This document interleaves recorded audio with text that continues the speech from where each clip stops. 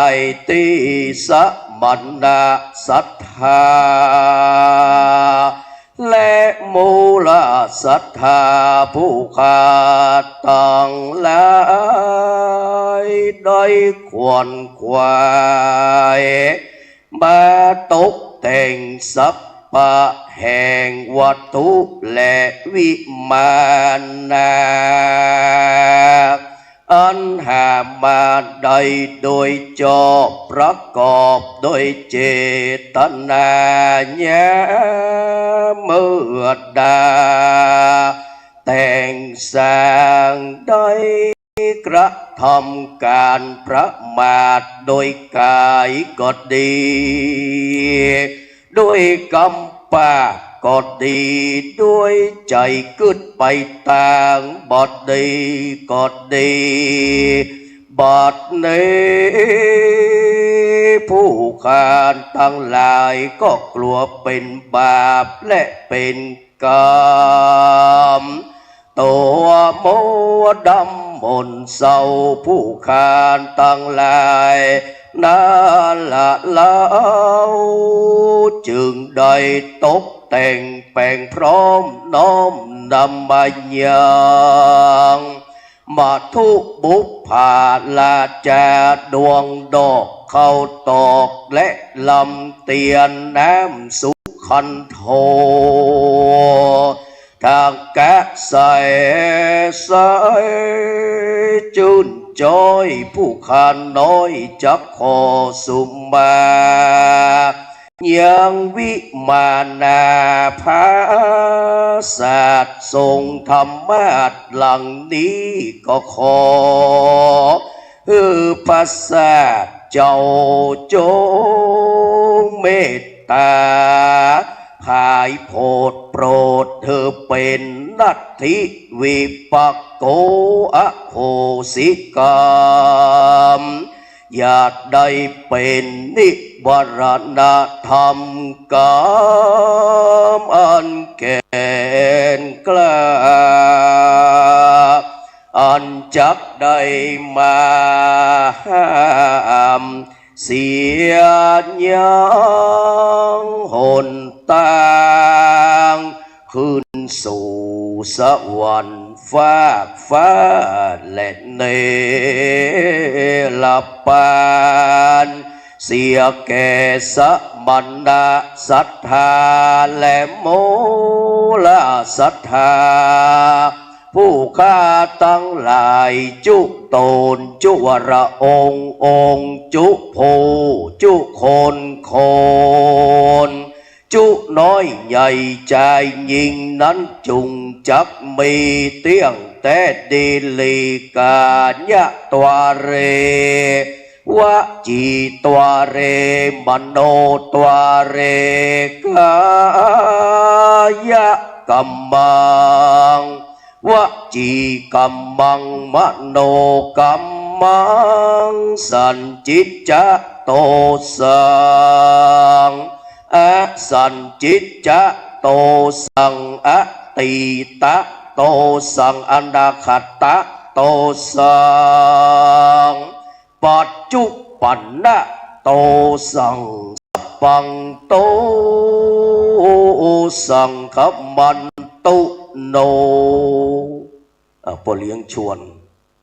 เอาไปประพรมเนื้อที่ปราสาทแก้วทรงธรรมะแล้วก็ถ้ามีขวดตาลก็เอาขวดตาลมาวางตัวเนื้อเพราะเขาสุมาตึงขวดตาลและสุมาตึงปราสาทก่อนจะเว้นตาลต่อป้ออ้วนนะครับพ่อครูอ้วนได้ตายก่อนเน้อตอนนี้ปราสาทนะครับสรีระร่างของท่านอาจารย์มหาวิษณุมาถึงแล้วนะครับเดี๋ยวเจอพ่อครูอ้วนก่อนครับพ่อแม่ศรัทธาเข้าแถวถวายการต้อนรับเน้อปราสาทก็รอดมาด้วยความทุลักทุเลก็เรียบร้อยเน้อแสดงไว้เน้อสาธุสาธุสาธุ แล้วเราจะยกสรีระของมหาขึ้นนอนบนปราสาทแถม3 คืน 4 วันขึ้นแล้วนานจะสี่จะได้เป็นตานต่อแถมน้อยนะครับเนอะเจอนานๆต่อ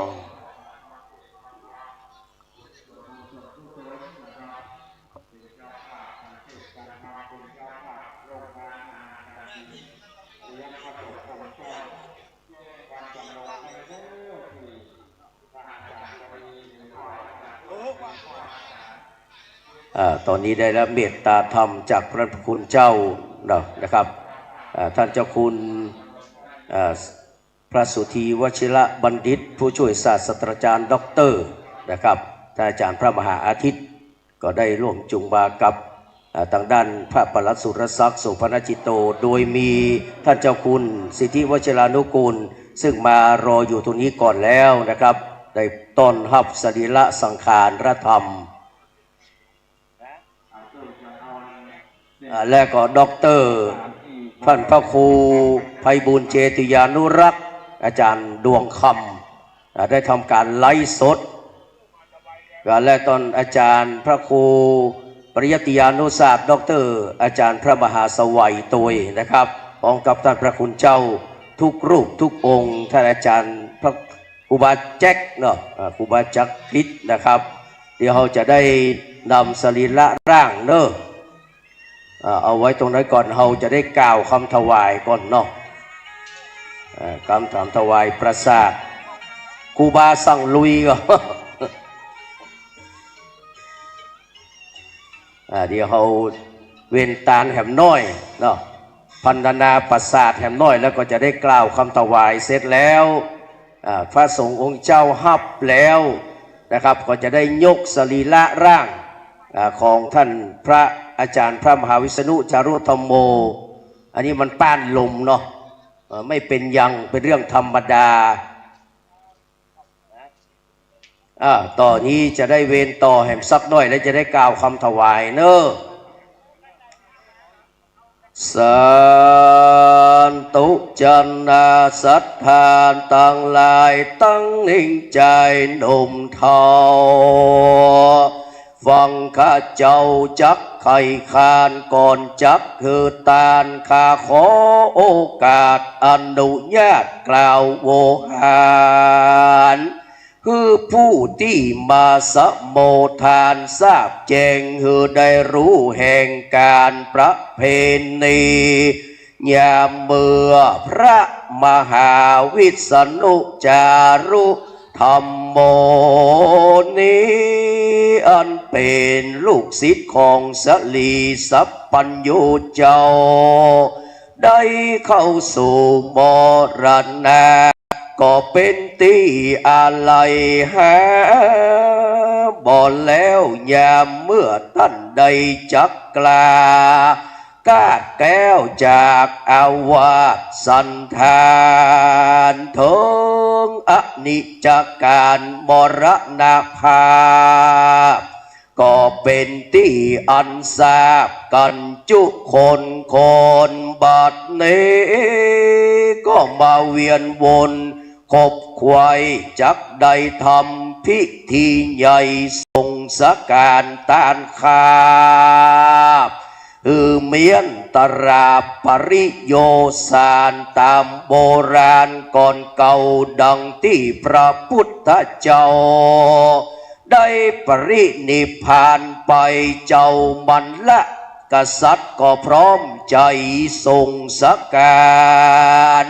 พระผู้มีพระภาคก็เป็นเรื่องหากเกยมีบัดนี้ท่านเจ้าคุณหลวงพ่อพระเดชพระคุณพระธรรมเสนาบดีเจ้าคณะภาค7เจ้าอาวาสวัดพระธาตุดอยสุเทพราชวรวิหารก็ได้สั่งการให้พระสงฆ์องค์เจ้าอันเป็นลูกศิษย์ลูกหาตั้งหลายนั้นเรา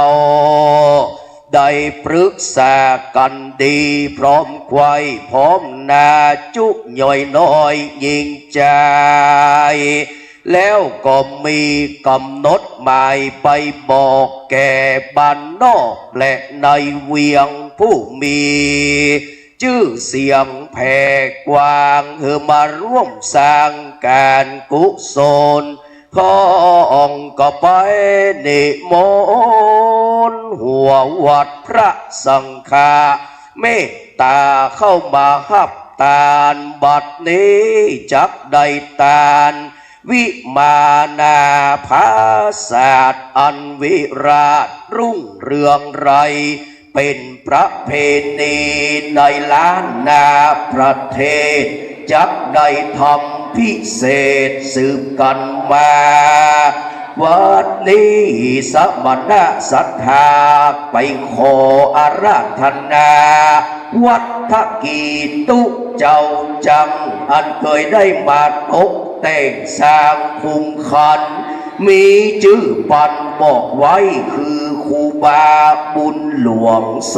พลกิตติวัฒน์นั้นไซอันเคยหากได้ทำครูบาก็มาตกปากฮับคำแล้วเราก็ได้มาปัดเป่าขวบจีแก้กลุ่มดีตีจอดไม่ไขว้คอดสนสารเป็นวิมานปราสาทงามวิลาศบวรเต้นแก้วงอนฮักจีตีเสากี้ทรงบนสอบเข้าจนขันง่ายซ้อนขันลายเหลียว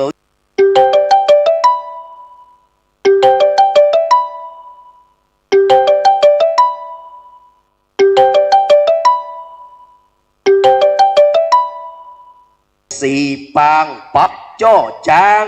ตุงใจชัดคำใส่บังสูนบังแทรกปักละแวกรั้วราชวัดโดดีสี่แจ้งมีภาษาเฟืองงามฟูเฟืองไว้ลมโดงามมาโส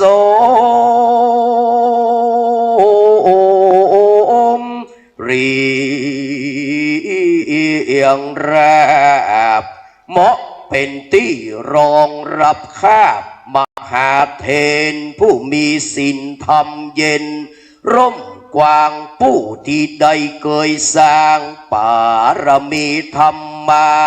ผู้มีน้ำมาก่อ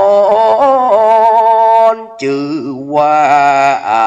พระมหาวิษณุจารุธรรมโมอันเป็นลูกศิษย์พระพุทโธตุนผ่านแผ่วบัดนี้ศาลาครูบาเจ้าก็มาตกแต่งแล้วงามดีจักได้ถวายเป็นสีแก่พระแก้วเจ้าตั้งสามประการเพื่อเป็นอานิสงส์งามล้ำโลดได้บังเกิดเป็นทิพยะวิมานคำน้ำเอาตนตัวของท่านอาจารย์พระมหาวิษณุจารุธรรมโมเจ้าไปสู่สุคตินั่นละเล่านิพพานนาบัดนี้ผู้ข้าขออาราธนาพระรัตนตรัยผ่านแผ่วพระแก้วเจ้าตั้งสามประการจงแปลงใจงามผ่องแผ่วปฏิฆะหะรับเอาแล้วยังสัพพเยืองเครื่องขวาตานกับวิมานพระ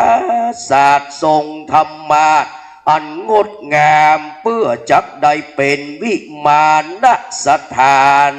รองรับสรีระร่างของท่านอาจารย์พระมหาวิษณุจารุธรรมโมนั้นใสขออัญเชิญจิตตะดวงวิญญาณ ของท่านอาจารย์พระมหาวิษณุจารุธรรมโมได้แปลงจิตใจยินดีมารับเอาบุญกุศลและทิพยววิมานนี้ได้สุขีล้ำเลิศถึงแก่ที่ประเสริฐนิพพานาดังผู้ขาจักได้วางเวรเกณฑ์ถวายตามมัคคภาษาบาลีว่าสาธุโอกาสะอิมังมะยังพันเตอคิมะตุภะปุภาลาจาตานังธรรมาปัสสะทังสักกัจจังเตมาอุเจมาทุติยัมปิตะติยัมปิอิมังธรรมาปัสสะทังสักกัจจังเตมาปุเจมาพุทโธโนธัมโมโนสังโฆโนพุทโธคารโวธัมโมคารโวสังโฆคารโวนะโมวิสุทธังติปเวโลกะนาทังสวากขาตังวิมาลังทักขินาหัตถังสัพปะสัพปังโตสังฆมันตุโน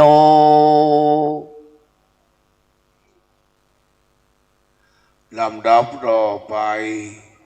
ในนามพระเดชพระคุณหลวงพ่อพระธรรมเสนาบดีครูบาเจ้าพระมหาธงชัย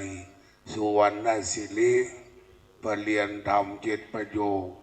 เจ้าคณะภาคเจ็ดเจียงใหม่ละปูนแม่งสอนเจ้าวาดวัดพระบรมธาตุเจ้าดอยสุเทพราชวรวิหารมีเถระบัญชาคือสังฆพระเจ้าเครือข่ายประทาตอันมีท่านเจ้าคุณพระสิทธิวชิรานุกูลเป็นหนึ่งเจ้าคุณอาจารย์ด็อกเตอร์วัดอินทกินเป็นสองเจ้าคณะอำเภอแม่วางวัดดอยสัปญูเป็นสามอาจารย์ด็อกเตอร์วัดโลกโมลีเป็นสี่เข้าประเคนประสาทและเกณฑ์วัตถุไตรยทานสังเกตคือโต๊ะเขียงไม้สักทองจากเมืองแป้ปัจจัยที่อาจารย์สุรศักดิ์โสภณจิโตไว้เตรียมไว้และพระไตรอย่างดีนิมนต์ท่านเจ้าคุณอาจารย์ถึงสี่ตนนะครับเนอะท่านเจ้าคุณนิกรเป็นหนึ่งซึ่งหลวงพ่ออุบาวัดเราประฝางท่านอาจารย์ด็อกเตอร์วัดอินทร์ขินเป็นสองอุบาวุฒิครับก่อนเกณฑ์เนี่ยกับอาจารย์คืออันเดียวกันนะอันเดียวกันนะเนาะเอามาเอาไฟมาเอาไฟมือครูบาอาจารย์เลยเอาไฟมาเลยเอาไฟมายื่นมาปุ่นนิมนต์อาจารย์ด็อกเตอร์ดวงคำด็อกเตอร์เจ้าคุณมันศรัทธาสาธุชนปนมมือเอาจะทานปัสสาทานขวกินขวทานเนอะสาธุสาธุสาธุไปสาครูบาอาจารย์ทานถึงโต๊ะเขียงด้วยนะครับเนอะทานหมดยกเว้นขันแดงยกเว้นขันเหลืองเนอะ นอกนั้นทานจุ๋มหมดเลยทานจุ๋มเอาไม้หลวงพ่อครูบาสมชัยสุจิโตที่ปรึกษาเจ้าคณะจังหวัดเชียงใหม่อดีตเจ้าคณะอำเภอแม่วางนั่นไหมครับโน้ครับสถาญาติน้ำเนอะหลวงพ่อครูบาสมชัยจะขึ้นยถาสวดมาริกานิมนต์สวดครับสัพพะคะวะโตอะระหะโตสัมมาสัมพุทธัสสะนะโมตัสสะภะคะวะโตอะระหะโตสัมมาสัมพุทธัสสะนะโมตัสสะภะคะวะโตอะระ สัมมาสัมพุทธัสสะ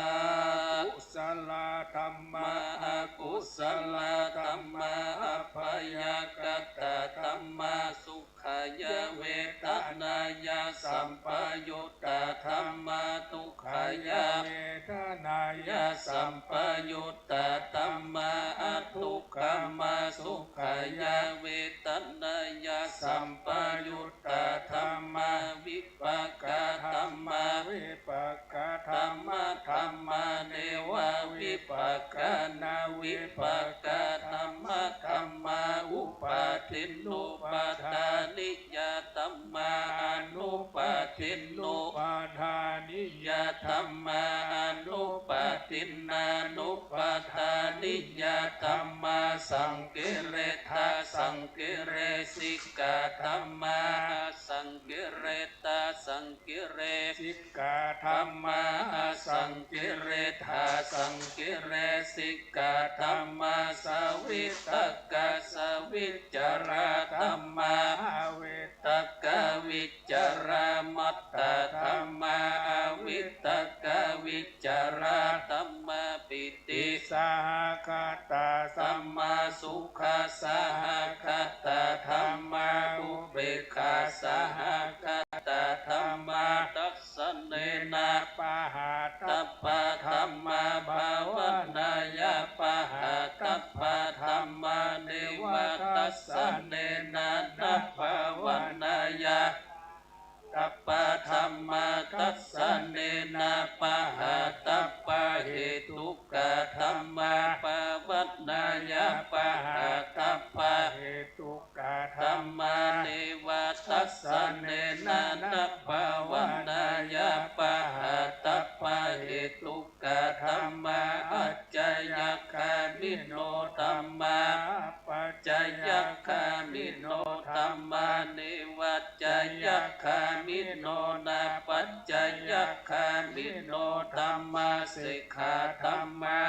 สิกขาธรรมะเนวะสิกขานาสิกขาธรรมะปริตตธรรมะมหัคคตธรรมะอัปปมันนาธรรมะปริตตรัมมนาธรรมะมหัคคตรัมมนาธรรมะอัปปมันนารัมมนาธรรมะหินาธรรมะมัสสิมาธรรมะปณิตาธรรมะมิสัตตานิยตาธรรมะสัมมันตานิยตาธรรมะอนิยตาธรรมะมัคคารัมมนาธรรมะมัคคาเหตุกะธรรมะมัคคาดิปติโนธรรมะอุปันนาธรรมะอนุปันนาธรรมะอุปาทินโนธรรมะ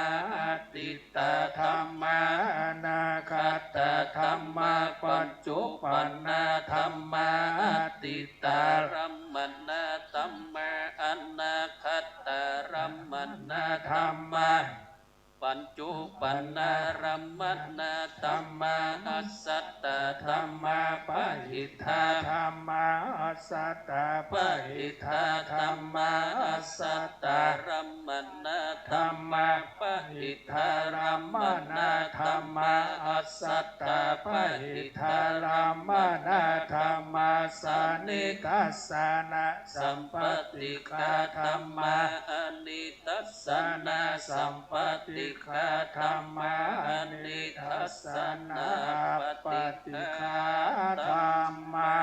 เหตุปัจจยโยอารัมมณปัจจยโยอติปฏิปัจจยโยอนันตระปัจจยโยสามานันตระปัจจยโยสหัสสตปัจจยโยอัญญมัญญปัจจยโยนิสยปัจจยโยอุปาณิสยปัจจยโยปุเรสัตปัจจยโยปัจฉาชาตปัจจยโยอ อาเสวนาปัจจโยกัมมปัจจโยวิปากาปัจจโยอารัมปัจจโยอินทรยาปัจจโยสานาปัจจโยมัคคะปัจจโยสัมปยุตตาปัจจโยวิปายุตตาปัจจโยอัตถิปัจจโยนัตถิปัจจโยวิคัตตาปัจจโยอวิคัตตาปัจจโย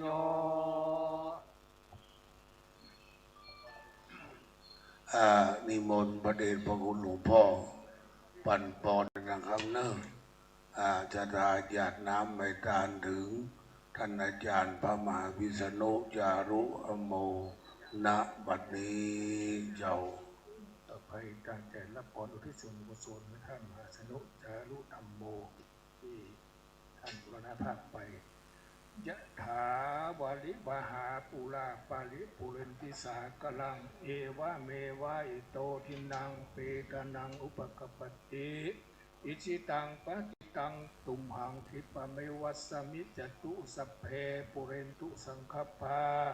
จันโตปันระโสยถามณิโจติราโสยถาอิโยเววาจันโตสัพพะโลโควินาสตุมาเตตวันตาลายโยสุขีเตกายุโกภวะสัพเพติโยวิวัจจันโตสัพพะโลกสตุมาเตภวัตวันตาลายโยสุขีเตกายุโกภวะสัพเพติโยจันโตสัพพะโลกวินาสตุมาเตภวัตวันตาลายโยยุโกภวะอภิวาตนาสิเรสนิจจังบุทธาปัจจายโนจัตตามาวันทันติอายุวันโนสุขังภาลังอายัญจักโคทักขินาทินนาสังฆามิสุปฏิทิตาลัตตังหิตายาสถานะโสอุปกัปปติโสยาติธรรมโมจะยังติโตเปตานาปุชาจักตาอุลาลาภรัญจะภิกขุนามโนปทินนางนิปุญญังปัสสุตังอนัปปกันติภวตุสัพพมังคลังรักขันตุสัพพเทวตาพุทธานุภาเวนัสสัทธาโสธีภวันตุเตภวตุสัพพมังคลังตุสัพพเทวตาสัพพธรรมานุภาเวนัสสัทธาโสธีภวันตุเตภวตุสัพพมังลักขันตุสัพพเทวตาสัพพสังฆานุภาเวนัสสัทธาโสธีภวันตุเตสาธุสาธุสาธุหยาดน้ำไม่ทานถึงเทวปุตรเทวดาและอาจารย์พระมหาวิษณุแถมรอบหนึ่งนันอิสงด็อกเตอร์นำนะครับ อิตังตานากัมมังนิปปานาปัจจโยโหตุโนนิจังอิตังศีลกัมมังนิปปานาปัจจโยโหตุโน อิตังภาวนากรรมังนิพพานาปัจจโยโหตุโนนิจจังยังกินจิกุสลังพังกัมมังสัพเพหิอัมเหหิกะตังปุญญังโนอนุโมทันโตสุนันโตเยเตวาอัสสมิงทาเนอาทิคาตาทิคายุกาสัทธาโหนโตสัพพะสัตตานังอัตตานังปาริหะรันโตมาตาปิตาโสกิตาโหนโตทุกขาปะโมจจันโตเพญาตากาโสกิตาโหนโตทุกขาปะโมจจันโตสัพเพอะญาตกาทุกขาปะโมจจันโตสัพเพปิสาสัพเพยัคฆาสัพเพเปตาโสกิตาโหนโตขะปะโมจจันโตสัพเพนักขัตตาโสกิตาโหนโตทุกขาปะโมจจันโตสุขิตาโหนโตทุกขาปะโมจจันโตสัพเพอาจาริโยปัจจายากิตาโหนโตทุกขาปะโมจจันโตสัพพะสัมต่อไปจะวันตาน้อยพระมหาเถระมัชฌิมเถระอนุเถระสามเณรทุกรูปทั้งอรัญญวาสีวัดป่าคามวาสีวัดบ้านอันมีพระเดชพระคุณหลวงปู่ท่านพระครูสุทธิยานรังสีครูบาเจ้าสมชัยสุจิตโตอดีตเจ้าคณะอำเภอแม่วางตนต้นสามปัจจุบันหลวงพ่อเป็นที่ปรึกษาเจ้าคณะจังหวัดเชียงใหม่พรรษาสูงสุดในมณฑลสังฆมณฑลนี้82พรรษา62เอาวันตาหลวงพ่อเรียบร้อยอาจารย์ศพท่านมาขึ้นนอนประสาทเรียบร้อยวันตาน้อยแอม3ห้องก็เป็นอันเสร็จพิธีนันเจ็ดสีนำนะครับวันตามิพันเตสัพปังอาปะระทังทะเมพันเตมยากะตังปุญญังสามินาอนุโมนพังสามินากะตังปุญญังไมหังทาทะพังสาธุสาธุอนุโมทามิจัตตาโลธรรมาอายุวโนสุขังภะลังสาธุสาธุสาธุนานๆเก็บปัจจัยสยามขโยมวัดรังสีสุทธารามเราประฝางขโยมวัดห้วยมะนาวขโยมวัดประแดดขโยมวัดดอนปีนเส้นกันทามาเอาโต๊ะเคียงเอาผ้าไตรยกเว้นขันเหลืองเป็นของวัดเนิ่งห้ามเอาไปช่วยกันเนอะเขาลากตีนท่านมหามาเวลาขึ้นบนปราสาทกับหัวเอาไปทางเหนือเอาตีนไปทางใต้ตามหินหอยบักเก่าหัวเนอะปัดกองกองวงคณะอุบาสังลุยได้โหมลงเนอะลุงศรีลุงหาช่วยกันเนอะจะได้ยกสรีระของอาจารย์ลงจากรถสไลด์มันจะลงนี่ก่อนแล้วก็ก้อยเอาสมลงนะครับเนอะปัดของวงเฮเนอะถ้าเอาท่านมาขึ้นบนปราสาทนี่ก่อนแล้วก็บอกกันปีกันมันพวกวันก็มาใหม่นะครับเนอะ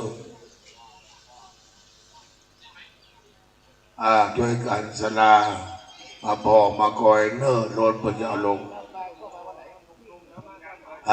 คนงานบนดอยเนอท่านเจ้าคณะเบอร์ไม่วางว่าขอลุงหลานพระธาตุเจ้าดอยสุเทพและดอยสวรรค์อยู่ช่วยกันเนอขอแหงหนุ่มลำลำกองศีลของท่านอาจารย์มหาวิษณุเปิดจะขยับแบบน้อยเขาจะได้เอาหัวไปทางเหนือเอาตีนไปทางใต้ตามอริยประเพณีต่อไปเฮ้ยเนอะความเมตตาคนนั่งพอถ้าเอาคือเรียบร้อยเอาคนเลี้ยงวันตาน้อยสามรอบ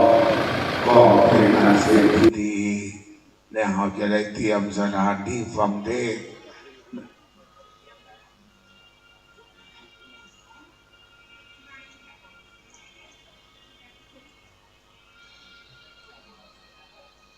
เปิดท่านเจ้าคุณ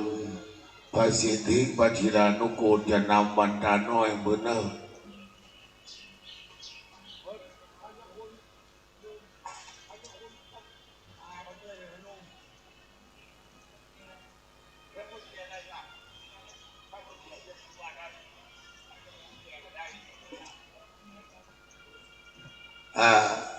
ท่านบามหาวิษณุ50 ปีท่านเจ้าคุณ53เป็นน้องปีท่านเจ้าคุณนำบรรดานะครับเนิ่นสถาบันยังโปรยทานโปรยแถมเนิ่นคุณแม่ทั้งหลาย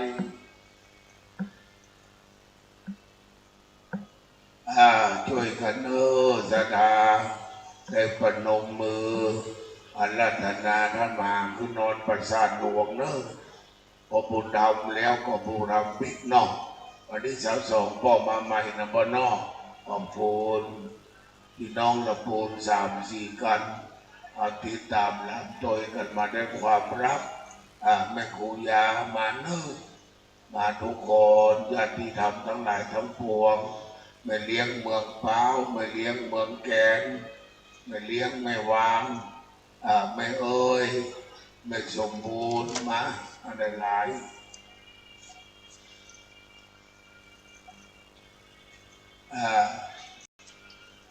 เขาไม่คูงามนิดหน้าประเดียวไม่คูงามเนี่ยนะสอนท่านมาหาตลอดหันหน้าประเดียวนี่เนาะแม่สบายทิพย์มานายวุฒิ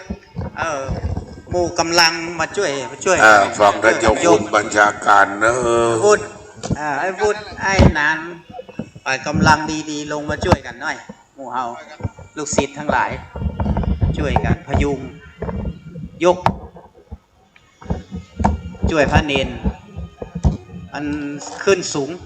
2 คืบก่อน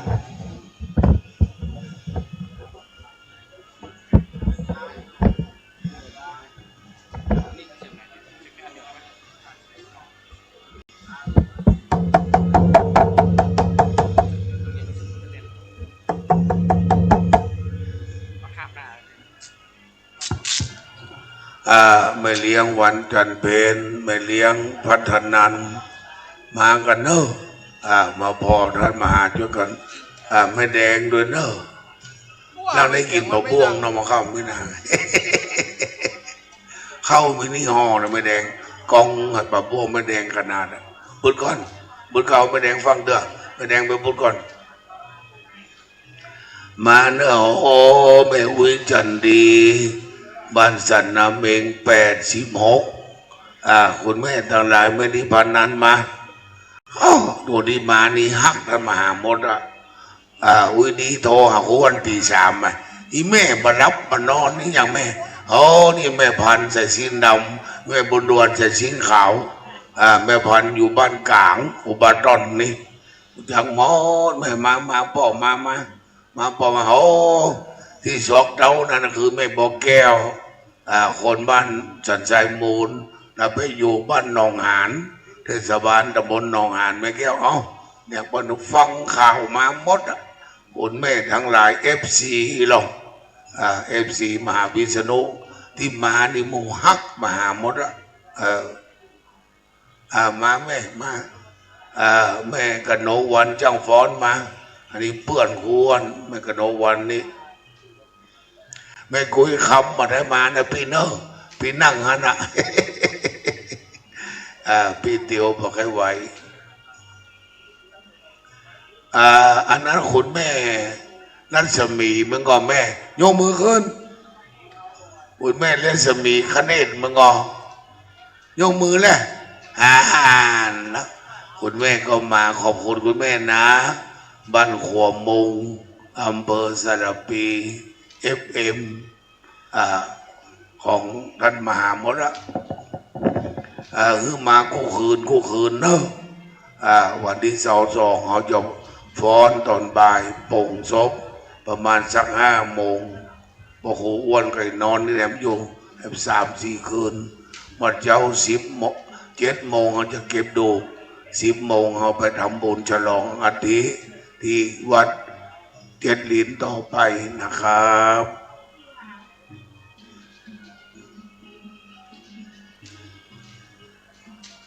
เอาหัวไปทางเหนือเอาตีนไปทางใต้เนอะเอาหัวศพไปทางเหนือเอาตีนล่องใต้พระพุทธเจ้าทางเหนือพวกข้าท่านเจ้าคนทางเหนือทั้งพวกข้าชื่อคนทางใต้กังเพียกาทางใต้ที่พวกหัวนั่งไปกาตะกี้เขาจุงตีนล่อเขาจุงตีนมาตลอดแต่พิศนาถามว่าจุงหัวแต่เขาจุงตีนแต่เวลาศพขึ้นกองฟอนเอาหัวไปทางเหนือเอาตีนไปทางใต้อย่างพระพุทธเจ้านะครับพระพุทธเจ้าเอาไปเสียนประเทศอุตรประเทศพระบาทเหลื่อมล้ำประเทศทักษิณเองพอที่ดีเนาะเอาศพเอาหัวขึ้นเหนือเอาตีนล่องใต้เทวบุตรเทวดาบทลาวหนาวฮ้อเนอวันที่23เป็นวันเกิดท่านมหาวิษณุเพิ่นเกิด23 กุมภา1423เมื่อวันเราเก็บดูอายุเพิ่นจะได้55 พรรษา35เนอะ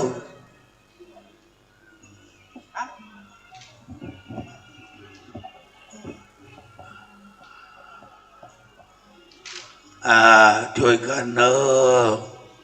คุณหนุ่มกำลำกองช่วยกันประคับประคองส่งท่านมหาขึ้นนอนบนปราสาทแก้วเนอะศาสตร์ธรรมาสโบราณซึ่งพระเดชพระคุณหลวงพ่อหอมมา150,000 บาทสมณะศรัทธาและมูลศรัทธาคน10,000-20,000วัดเครือข่ายก็คน10,000-20,000หลวงพ่อท่านพระครูโชติสุวรรณสอนตุลุงคำวัดสลาหอมาเต็ม10,000นะครับเนอะกินทานด้วยกันนะครับ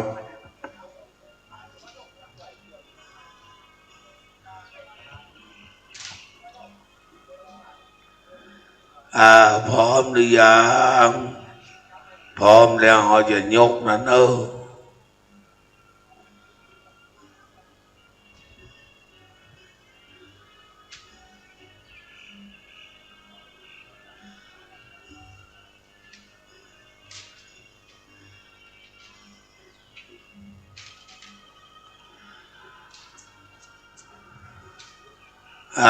พร้อมหรือยั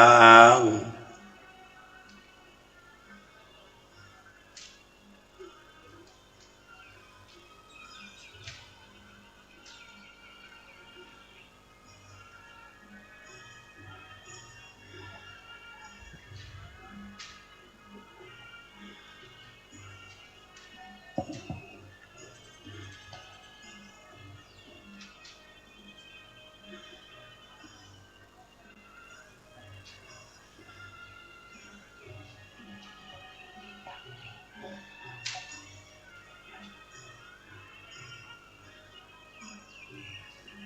ฟ้าน้ำหนาวฟ้าขาวฝนอุบาโดนปีนกระโดดกระโดด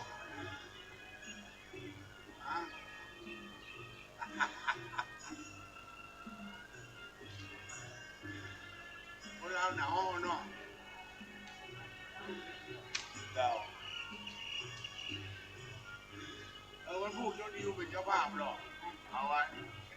ก็มาใช้ศีลนะเจ้าที่หลอกแล้วคณะอุบาบุรุษที่วันนี้วันนึงปวดหน้าหรอก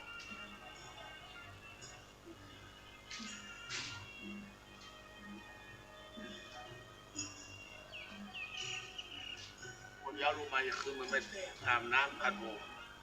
ผมวิ่งมาตอนมาใหม่รอคนละตัวยังท่านเจ้าคุณพระสิทธิวชิรานุกูลว่าถ้าเขาบอกไปจุ่มมันจะบอกคืนไหนนะขอนิมนต์ท่านเจ้าคุณอาจารย์ไปเป็นเก้าเป็นกันกับนะครับเนอะวันนี้วัดเครือข่ายมาหลายวัดมีวัดสังฆยอมไม่วางวัดยังกวงวัดอินทขินวัดเจ็ดลินวัดเฉียงโฉมวัดพระธาตุเจ้าดอยสุเทพและหลายๆวัดนะครับเนอะเป็นเครือข่ายหลวงพ่อมีเถระบัญชาว่าพวกเธอจงไปช่วยกันเพราะเป็นวัดเครือข่ายเดียวกันนะครับนี่นะครับเอาท่านร้อยเอกอัศนัยมหาเปียกมหานันเจสีด็อกเตอร์มหาปกโคกรรมถ้ามหาประมารู้ต้องคืนนี้แน่ มหาสนัยนี้เป็นนอนเนื้อเจือบ้านกลางบ้านสีบุญเรืองไปเป็นขโยมครูบาใบวัดสระปีหลวงไปเป็นลูกศิษย์หลวงปู่ทองสอบอนุศาสตร์ได้เบาเท่าน้อยมีคน มหาอัศนัยปรริญญาธรรม4 ประโยคทีมงานเดียวกันกับหวนกับนันเจนสีฮโมดนะครับเนอะอนุศาสตร์มาช่วยกันเนอะมาช่วยกันนั่งคืนนี้มาช่วยกันมานอนกันเป๊ะ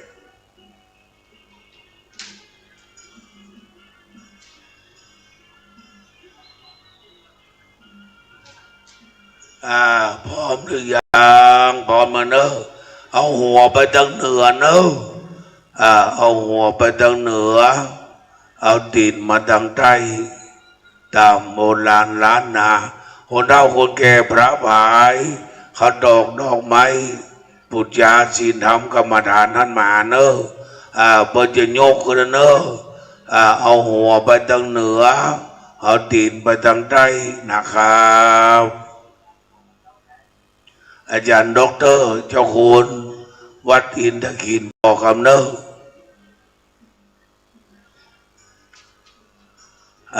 เพื่อจะยกขึ้นเนอะ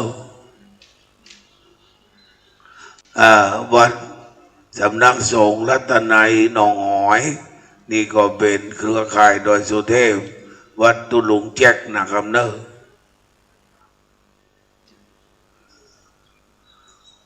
เอาตีนขึ้นก่อน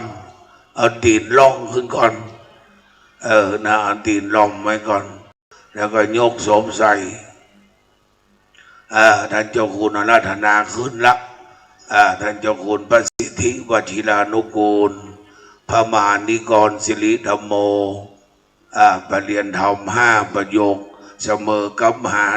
วิษณุมันเป็นเซี่ยวกันสาธุสาธุสาธุบัดนี้สมณะศรัทธาและมูลศรัทธาวัดเครือข่ายพระบรมธาตุเจ้าดอยสุเทพทั้ง13 วัดได้ช่วยกันประคับประคองเป็นที่เรียบร้อยสาธุสาธุสาธุภาษานี้ก็เปิ้งวิษณุเนอะเปิ้งอดจดเนี่ยนะครับเนอะสีก็เหมือนสีท่านมหานะสีมองงามนะครับเนอะบาเจ้าบุหลวงบาจังว่าลงมาเนอะแล้วเบิดช่างมาลาการจะใส่ดอกมันจะข้ามไปไหว้สาท่านเจ้าคุณพระสิทธิวชิรานุกูลในนามวัดพระบรมธาตุนี่ดูสิลุงท่านเจ้าคุณนำวันตาน้อย3 รอบเนอะณบัดนี้เจ้า วันตามิวันเตสะปังอัมปาราดังกามาดาเมวันเตมยากตังบุญยังสามินาอนุโมทิตาปังสามินากตังบุญยังไมหังตัตตปังสาธุสาธุอนุโมตามิวันตามิพันเตสัพพังอปาราตังกามะหัมเมวันเตมยากตังบุญยังสามินาอนุโมทิตาปังสามินากตังบุญยังไมหังตัตตปังสาธุสาธุอนุโมตามิวันตามิวันเตสัพพังอปาราตังกามะธรรมเมวันเตมยากตังบุญยังสามินาอนุโมทิตาปังสามินากตังบุญยังไมหังตัตตปังสาธุสาธุอนุโมตามิก็เป็นอันเรียบร้อยเราได้เคลื่อนศพจากวัดเจ็ดลินถึงสุสานชั่วคราววัดดอยสัพพัญโยด้วยความสามัคคีของพระเจ้าประสงค์และพระแม่สนาข้าพเจ้าได้เดินทางกลับบ้านโดยสวัสดิภาพปลอดภัยโอ้ขโยมวัดทุกพี่เอกนะเอาไปนะครับครับผมครับปีกบ้านปีกจองด้วยความปลอดภัยเนอะก็วันนี้มีกะหลวงพ่อหนองตองมาเทศมาสวดผู้ก็มีวันพื้ก็มีวันผู้บ่ายสองสวดวันฮือบ่ายสองสวดวันเผาวันเช้าสวดไว้สาจันด็อกเตอร์วัดลมโมลีสาธุเน้นบัดอินทกินมานี่ก่อนเน้นเพนนะเน้นไปก่อนถามหน่อยมาไปก่อน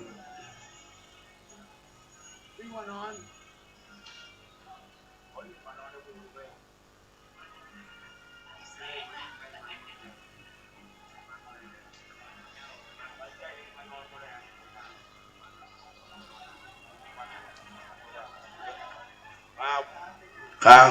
ขอบคุณแม่ครูยากับแม่ครูงามนิดนะคะขอบคุณเนอะนั่นนี่วันนอนนี่เนาะหมู่เฮานอนนี่กันหลายคนเราไม่ทิพย์ก็นอนนอกนอนนี่กันหลายเรา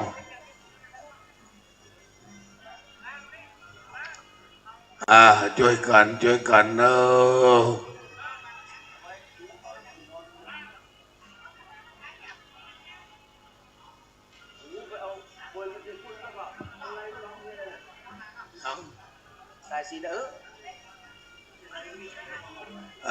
ท่านเจ้าคณะอำเภอก็โยงสายไปในพงกันนอกพอทำพิธีให้ทอดผ้าในหรอก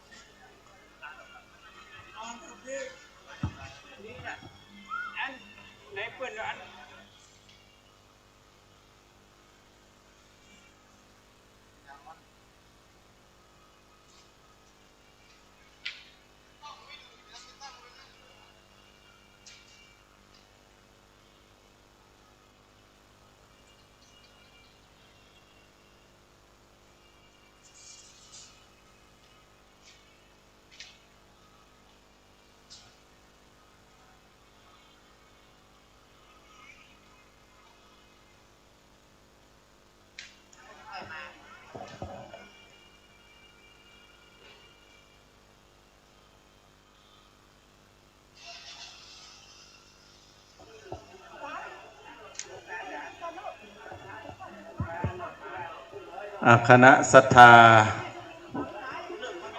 เฮานัดประกันประมาณทุ่มอาจจะได้ ฟังพระธรรมเทศนาในศาลาที่ศาลานะวันนี้ได้พระคุณหลวงพ่อจากคณะอำเภอหางดงเป็นองค์แสดงพระธรรมเทศนาอันนั้นคณะศรัทธาท่านไหนสะดวกเนาะอาจจะอยู่ฟังธรรมอาจจะสักทุ่มวันนี้คณะศรัทธาบ้านห้วยเนียมเนาะเป็นเจ้าภาพปีนานบอกเลยยังเนี่ยไปประกาศต่อเนี่ยให้มาฟังธรรมทุ่มนะอันนี้เราในนามคณะศรัทธาวัดดอยสัพพัญญูเป็นเจ้าภาพในค่ำคืนนี้อนุโมทนาญาติโยมหลายท่านได้ห้อมมาน้ำดื่มวังน้ำค้างได้หอมมาแล้วพร้อมถวายน้ำดื่มแล้วก็หลายคนหลายท่านได้หอมบุญเป็นเจ้าภาพในกันเทศในสวดในค่ำคืนนี้เอาเริ่มประมาณสักทุ่มหนึ่งแล้วหงทานก๋วยเตี๋ยวเหลืออยู่วะเนี่ยขนมเส้นมีอยู่ญาติโยมคนไหนมีโรงทานอยู่ข้างบนนะตีวิหาร4 ทิศนะมันย่อยนะบนอยู่บนให้ยบัญญัติอย่างพุทธพุทธเป็นนะหันหาบางสกุลด้วยเพิ่นจะเอาไว้พุทธ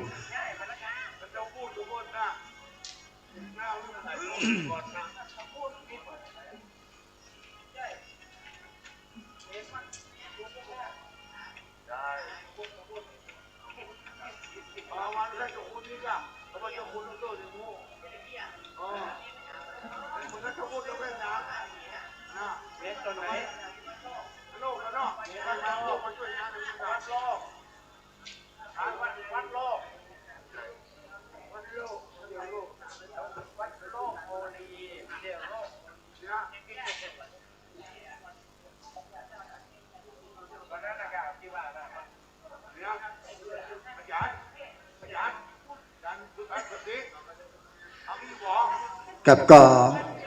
ต้องขอเชิญชวนตามคณะศรัทธาวัดดอยสัพพัญญูบ้านทุ่งเนียมของเฮาทุกคนทุกหลักคางเฮือนสำหรับในค่ำคืนนี้สิ่งตามคณะศรัทธาวัดดอยสัพพัญญูนั้นร่วมเป็นเจ้าภาพบูชากันเทศการธรรมในค่ำคืนนี้ก็ต้องขอเชิญตามคณะศรัทธาวัดดอยสัพพัญญูทุกหลักคางเฮือนได้ร่วมเป็นเจ้าภาพการเทศในค่ำคืนนี้เวลาประมาณสัก1 ทุ่มก็มาร่วมกันนะครับในช่วงนี้ท่านใดที่จะรับประทานอาหารในมื้อเย็นนะครับโรงทานวัดเจ็ดลีนเนาะอยู่ด้านบนนะครับก็เชิญได้นะครับนะมีถึงก๋วยเตี๋ยวขนมจีนขนมเส้นด้านบนก็เชิญคณะศรัทธาได้ร่วมรับประทานอาหารในมื้อเย็นได้นะครับแล้วก็ต้องขออนุโมทนาขอบพระคุณนะครับบรรดาตามคณะศรัทธาญาติธรรมทุกท่านที่ได้เดินทางมาร่วมกันในช่วงเย็นนี้แล้วก็ในค่ำคืนนี้นะครับกับพร้อมน้อมเชิญตามคณะศรัทธาได้มาร่วมกันระดับรับฟังธรรมประเทศเทศนาได้พร้อมเพียงกันในค่ำคืนนี้จึงองค์เทศนาธรรมได้โปรดเมตตาแสดงพระธรรมประเทศเทศนาโดยท่านพระคุณเจ้าท่านพระครูอาทรวิสุทธิคุณเจ้าคณะอำเภอหางดงเจ้าวัดหนองตององค์เทศนาธรรมในค่ำคืนนี้ตลอดถึงสวดพระอภิธรรมนะครับเวลาประมาณนั้นก็ประมาณสัก1 ทุ่มหรือว่า7 โมงเมื่อคืนเนาะเชิญชวนตามคณะศรัทธาบ้านหัวเนียมเฮานะครับมาร่วมเป็นเจ้าภาพด้วยกันส่วนนี้ก็เชิญทุกท่านนะครับตามอัธยาศัยนะครับ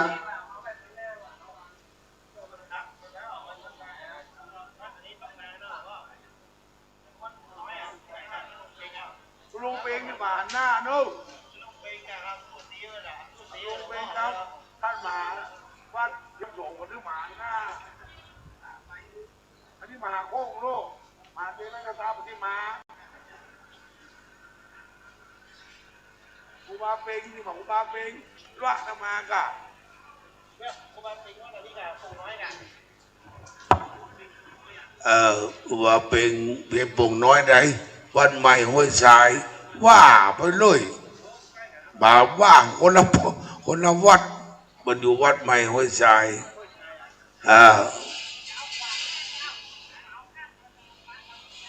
เอาดูเจ้าหลวงว่าเด้อ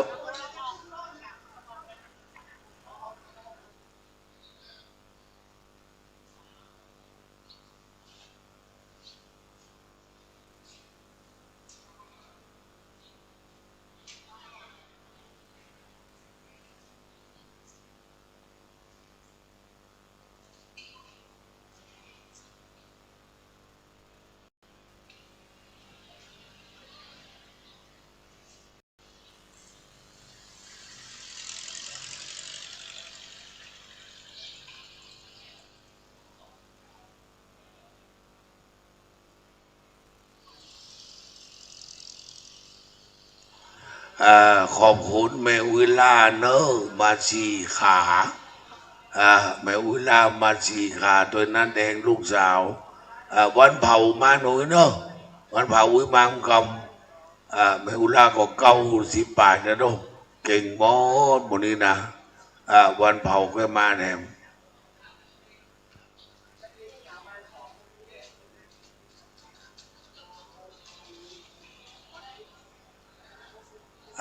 คณะศิษย์วัดต่างๆที่จะมาจำวัดรับนอนตรงนี้ได้มาร่วมด้วยช่วยกันนะมาช่วยกันจัดสถานที่ให้เรียบร้อยนะครับตกลงเมื่อคืนนี้เทศสวดหน้าผัสสะพระเจ้าประสงค์นั่งตรงที่ควรสถานนั่งตั้งใต้ส่วนเมื่อวันพุธเขาไปเนี้ยที่ปรำบนที่ศาลาบนเวลา14 นาฬิกาสวดธรรมนิยามตานวันที่21สวดอนัตตลักษณสูตรตานวันที่22เขาเนี่ยมาเจ้าลวดมาตอนเนอะอาทิตตปริยายสูตรนะครับช่วงนี้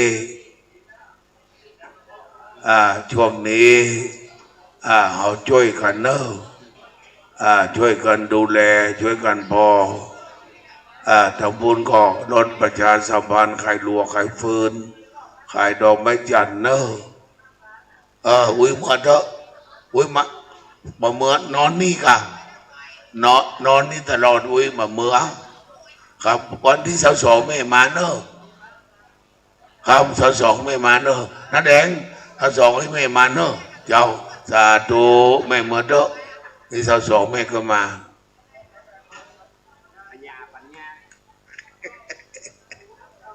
สาธุ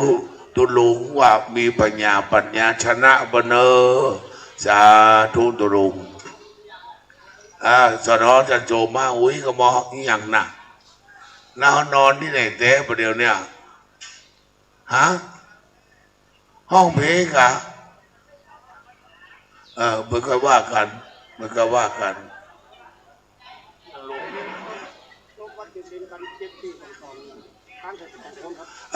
รถวัด7 เลนกันอย่าง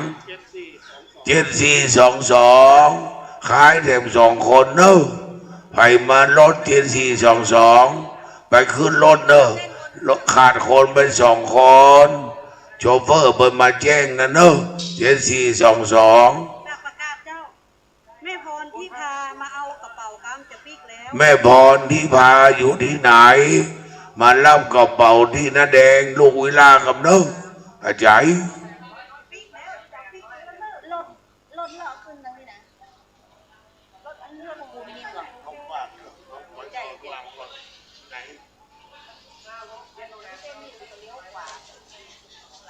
คันใดกับที่จอดรถอยู่ที่คันใดเข้าห้องบังไกไปดูกัน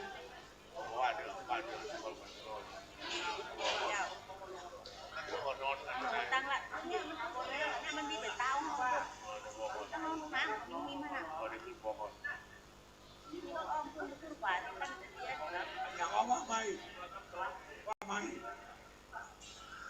ศรัทธามาโดยวัด7 เลน 7422รถสายน้องอ้อยขาดไป2 คนไปขึ้นรถด่วนเนอะ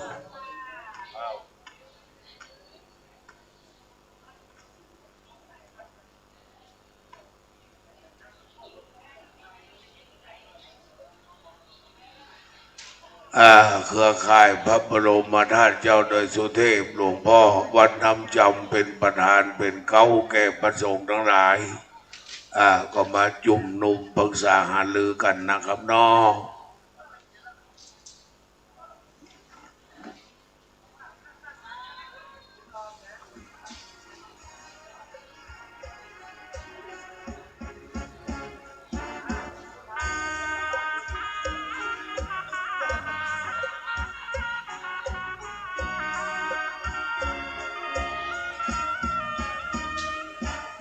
เจ้าหน้าที่มาเก็บไม้กรรมจะบอกวันเดี๋ยวไปพอที่รับที่นอนก่อน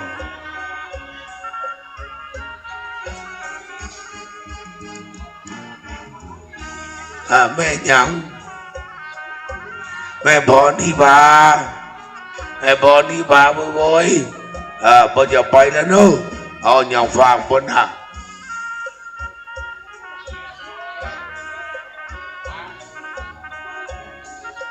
งินก็เถอะปัจจัยเดี๋ยวมาอยู่ใกล้ๆกันแดง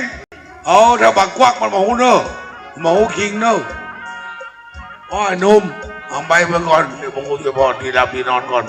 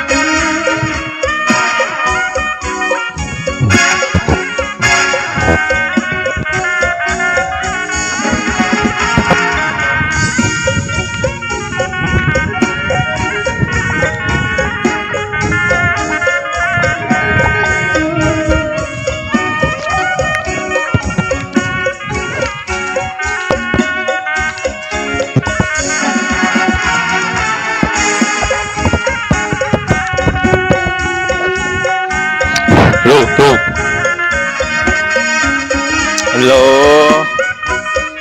สวัสดีครับ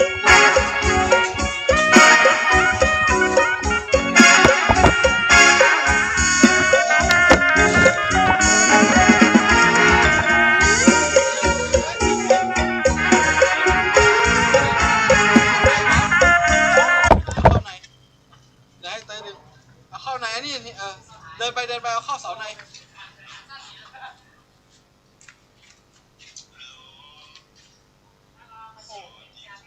โอ้โหเสียงไอ้เต้ยเข้าด้วยอ่ะ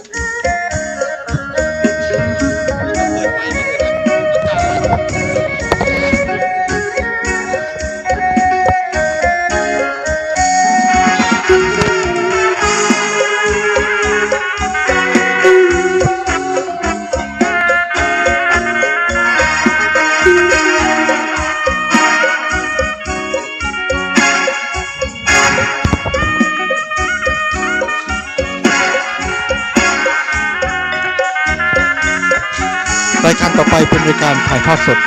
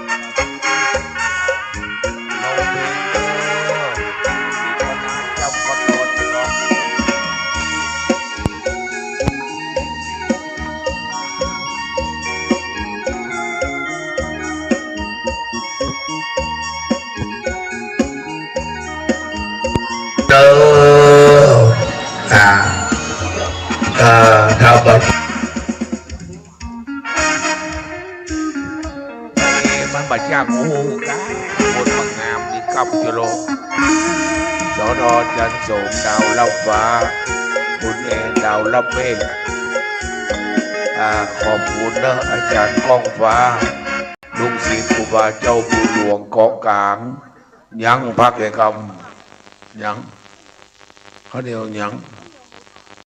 ว่ากินทำไมมึงจะพ่อกูจะกินลาบไปเอามาเหมาไปเอามาแม่ครูบดมือแม่รัชนีบดพ่อครูถือศีลเหมาวันนี้ท่านครูบาวิสุวัดฝ่ายหินในมหาวิทยาลัยเชียงใหม่ส่งลูกพระลูกเนนทุกเจ้ามาถ่ายทอดเป็นตลอดไปเนอฟ้าฝนก็ห้องตั้งนอกตั้งปังแต่จะไปมีลมเนอของมีฝนโปรยลมอ่อนบืนมันจะหิวถ้าหิวก็แวะมาได้วัดวัดดอยสัพพัญญูเหมือนเซเว่นค่ะถ้าศรัทธาญาติโยมหิวก็แวะมาได้นะคะไม่เลี้ยงบุปผาจันเทียมไม่เลี้ยงกิ่งแก้วสมบูรณ์สอทอจันสมดาวลับฟ้าไม่เลี้ยงดาวลับเมฆเจิญนะครับเนอหงตาลวัดเจดลินปอเลี้ยงเจริญร้องปอเลี้ยงเจริญบอกนะครับเนอขอบคุณปอเลี้ยงเจริญปนเอากุญแจคือปอครูนอนชั้นหนึ่งอย่างดีมีห้องเดียวห้องปอครูอ้วนห้องอื่นมันมีเนอบนโต๊ะกลางฝนอ้อยนะครับเนอะหลอดไฟยอดปราสาทหลวงไม่ออกยอดปราสาทน้อยทิศตะวันตกแต่งใต้บ่ออกเนอะนิมนต์ลูกพระลุงเนนวัดดอยสัพพัญญูตำบลดอนเผาอำเภอแม่วางเพราะอำเภอแม่วางมี5 ตำบลมีตำบลดอนเป่าตำบลบ้านกาดตำบลทุ่งปีตำบลทุ่งหลวงทองและตำบลแม่วินนะครับ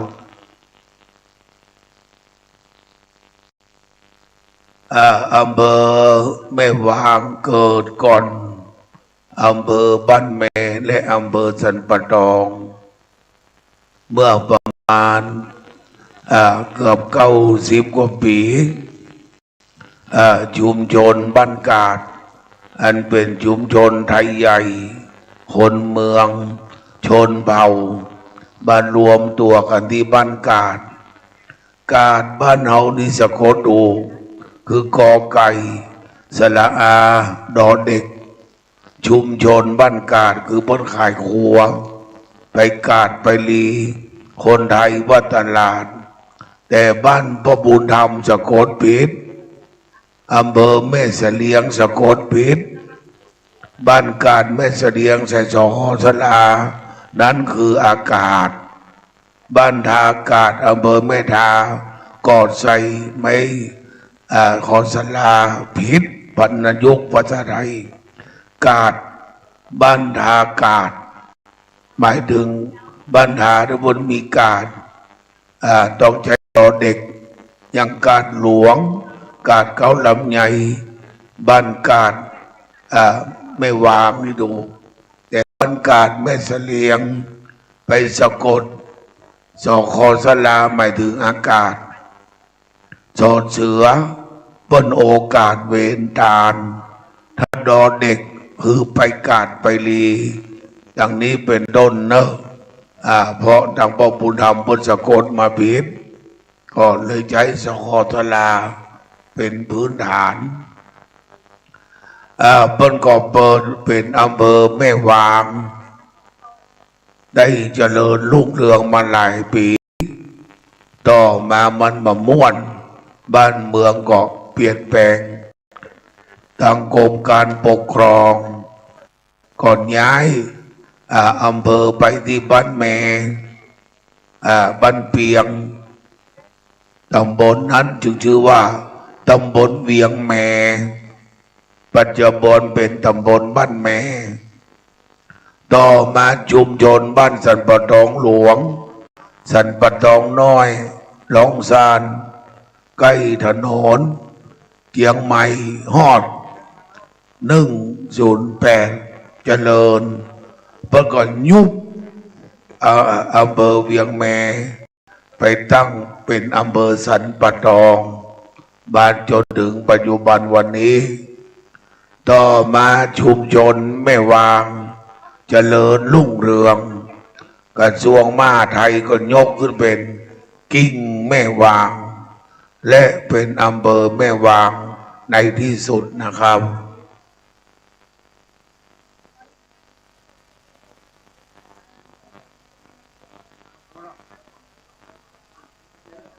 อาจารย์สงฆ์บทเป็นสทบนอยู่โดยสเก็ตบนก็เป็นจิตอาสาอสมพออย่างพ้องและก็เคารพท่านอาจารย์พระมหาวิษณุโดยสัพพันโย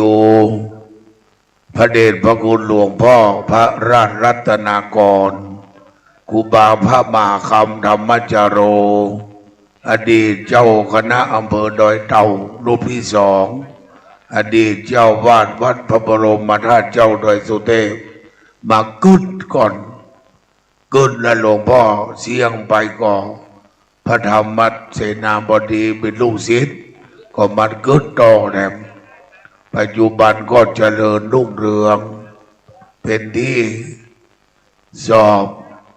นักธรรมบาลีสนามหลวงปรริญญาธรรมต่างๆจนพระภิกษุสามเณรสอบปรริญญาธรรม9 ประโยคได้หลายตนเนอะถ้าพ่อบุญธรรมใครมาบวชมาเท่า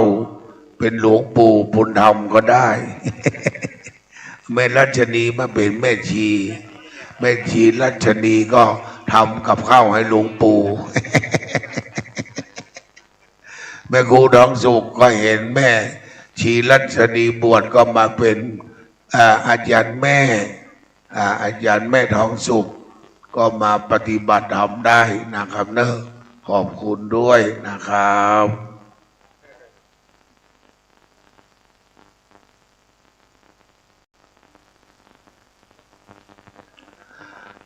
พี่น้องทลัดหาดไกลนี่มาเนอะเขานับตั้งแต่ตำบลน้ำบ่อหลวงบ้านห้วยโถงบ้านหัวฝายข้ามน้ำไม่ขานมาก็เป็นบ้านสันปุเลยเลาะมาก็ถึงบ้านตงสลาล่องไปก็เป็นบ้านเราปะฝางบ้านปะติ้วสันมาปนบ้านดอนเป่าบ้านกาดบ้าน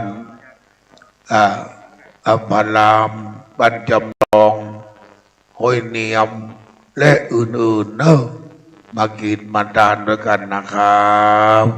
เพราะเราเป็นคนไทยนับถือพระพุทธศาสนาได้เดินทางมาร่วมนะครับคืนนี้แม่ครูทองสุขกินมาลีรัตนะมาอุบาสิการตลอดคุณพ่อบุญธรรมคุณแม่รัชนีชัยการบ้านหมู่เปิงก็มาร่วมด้วยช่วยกันนะครับไม่ถ้าสิ่งน้ำท่วมถนนผมนั่งกัน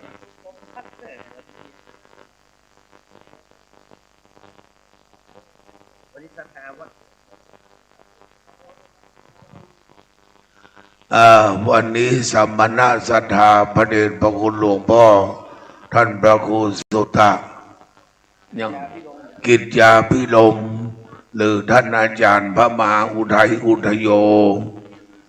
เจ้าคณะอำเภอแม่วางตนท้วนสีเจนตะกอนเจ้าคณะแขวงรูปแรก คือครูบาธรรมตินเป็นสังฆราชาตนทนสองคือครูบาญาณโพธิต่อมาก็มีครูบาเจ้าโสภาประแดดอันเป็นพระอุปัชฌาย์ของครูบาดวงดีนี่เป็นเจ้าคณะแขวงตะกอนต่อมาเป็นอำเภอสัปตองก็นับไม่แถมปิกมาเป็นอำเภอแม่วางก็นับไม่แถมหลวงพ่อพญาณสมโพธิเป็นเจ้าคณะอำเภอรูปแรกท่านพระครูปัญญาคือตุลุงแก้วนะครับวัดศรีจุมตุลุงเสียงไปก็มาตั้งครูบาใจสุทธิยานรังสีวัดเหล่าประฟางครูบาเกษียณอายุก็มาตั้งท่านพระครูสุตตกิจจาพิรมนะครับเนอะ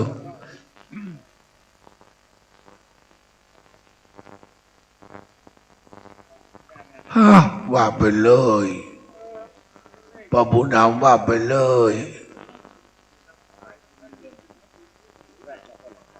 ก่อนท่านมหาวิษณุเป็นวิษณุเทพอย่างได้ปลาหมู่เอามาเขาได้เกิดห่วมศาสนาพระเจ้าอย่างถ้ามีมหาวิษณุเขาก็พูดจักแม่ครูทองสุขมาพูดจักพระบุญธรรมมาพูดจักแม่รัชนีเนาะท่านมหาเป็นเนื้อนาบุญเมื่อท่านมหาเสี่ยงไปหมู่เขาก็ต่อบุญนั่นนะเนาะต่อทุกเจ้าหลวงไม่แถมพอบุญธรรม100 แม่รัชนีก็100 แม่ครูทองสุขก็100 พอควร150กันเนอะเอาจะนักทำน้อย200นี่ใครเวอร์ไปอาจจะเอา150เต้าพระพาหุละ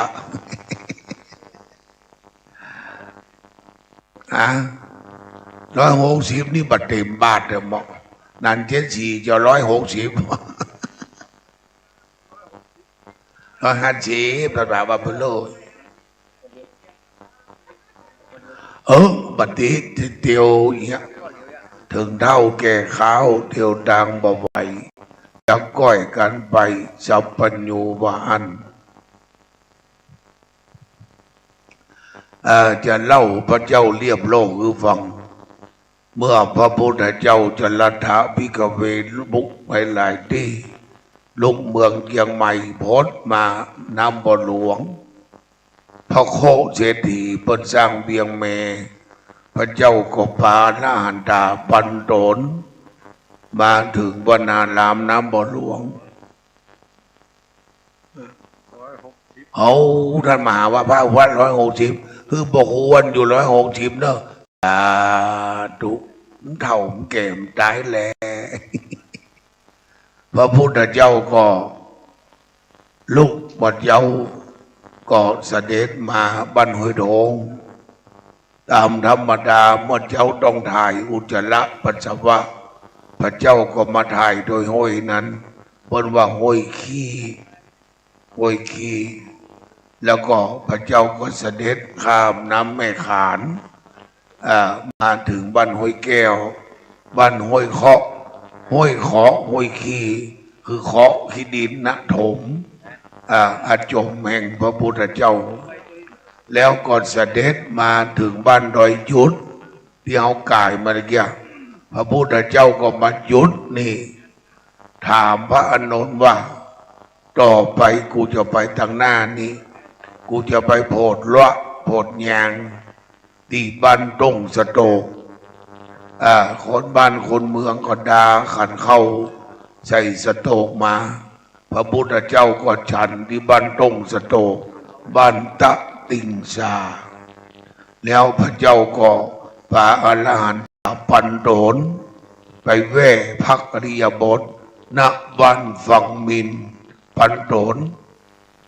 คือบ้านของพระมหาสกุลมหาวิโรธผู้ช่วยศาสตราจารย์ด็อกเตอร์วัดพระขาวแล้วพระพุทธเจ้าว่าอนันตะเอ๋ยกูจะไปโพดละแงงแม่วิน ขันไปถึงแม่วินเป็นแม่วิทย์พระผู้นำมันวิทย์ย้อยพระเจ้าพระไปสกรรมไปถึงบ้านแม่ชะปอกพระเจ้าก็ปอกปิกมาเห็นนะเลาะหยางทั้งหลายให้ว่าพระเจ้าประมาพระเจ้าก็มาถึงบ้านจอมแจ้งหนองเย็นแล้วพระพุทธเจ้าใครถ่ายอุจจาระปัสสาวะก็ชะยองแหละอุปุนำชะยองไปปุ้นพระบาทยังวีดตัดใดเป็นธรรมกูจะไว้เกศาตัดใดเป็นมีนบากูจะเงียบปาตะพระบาทพระเจ้าประดึงหันเปิดใครถ่ายเนาะเปิดก็ขี้ยังวิดยังวีดยังก็ไม่วีดยังวิดก็คือช่วงทายแล้วก็พญานาคโหพระพุทธเจ้ามามันก็เนรมิตน้ำบ่อทิพย์เอาน้ำบ่อยเงินเนื้อพระเจ้าก็ล้างโกนเรียบร้อยล่องไปบ้านสันหาวเป็นบ้านสันหาวพระเจ้าหาวกันรับแล้วก็สดไปบุญไปวัดฟอนหลังฟ้าฝนก็ทักทางหลังลงพระเจ้าก็เสด็จไปโปรดพญาอังคดาทนครก่อนจะไปแววนั้นพระเจ้าไปส่งน้ำไปก่อนน้ำไม่กลางนะน้ำไม่ลีเอาไว้ช่วยตีนน้ำไม่ปิงเอาไว้ช่วยนาน้ำไม่กลางบันคาเอาโหดถ้าเจ้าจอมตองนี่ว่าบุญน้ำจำนะเดือนได้เขาทำนานแหละน้ำไม่โกงเนี่ยมันไหลมาดังดอยนางแก้วมันปึ้งแหละมันมีในตำนานดังนั้นไปจอมตองคนเราจอมตองพระพ่อโหเปิ้นมาใจส้มปล่อยเนอะมันเป็นสางไม่ร่วงน้ำส้มปล่อยมันหอนเปิ้นส่งน้ำคำฝอยคำหยวงน้ำที่ส่งนี่น้ำมาสั่งละน้ำไม่กลางอย่าจะจอมตองนะจอบนหนึ่งมีหรอกเท่าอี้ก่อนเนอะต่อไปเราได้เจอโคตรศกจากเมืองเชียงใหม่อาจารย์อินสมเตปินด็อกเตอร์ได้อธิบายกลางคืนนี้ก่อนเรื่องพระเจ้าเรียบโลกลักไปหันมาบุยต่อ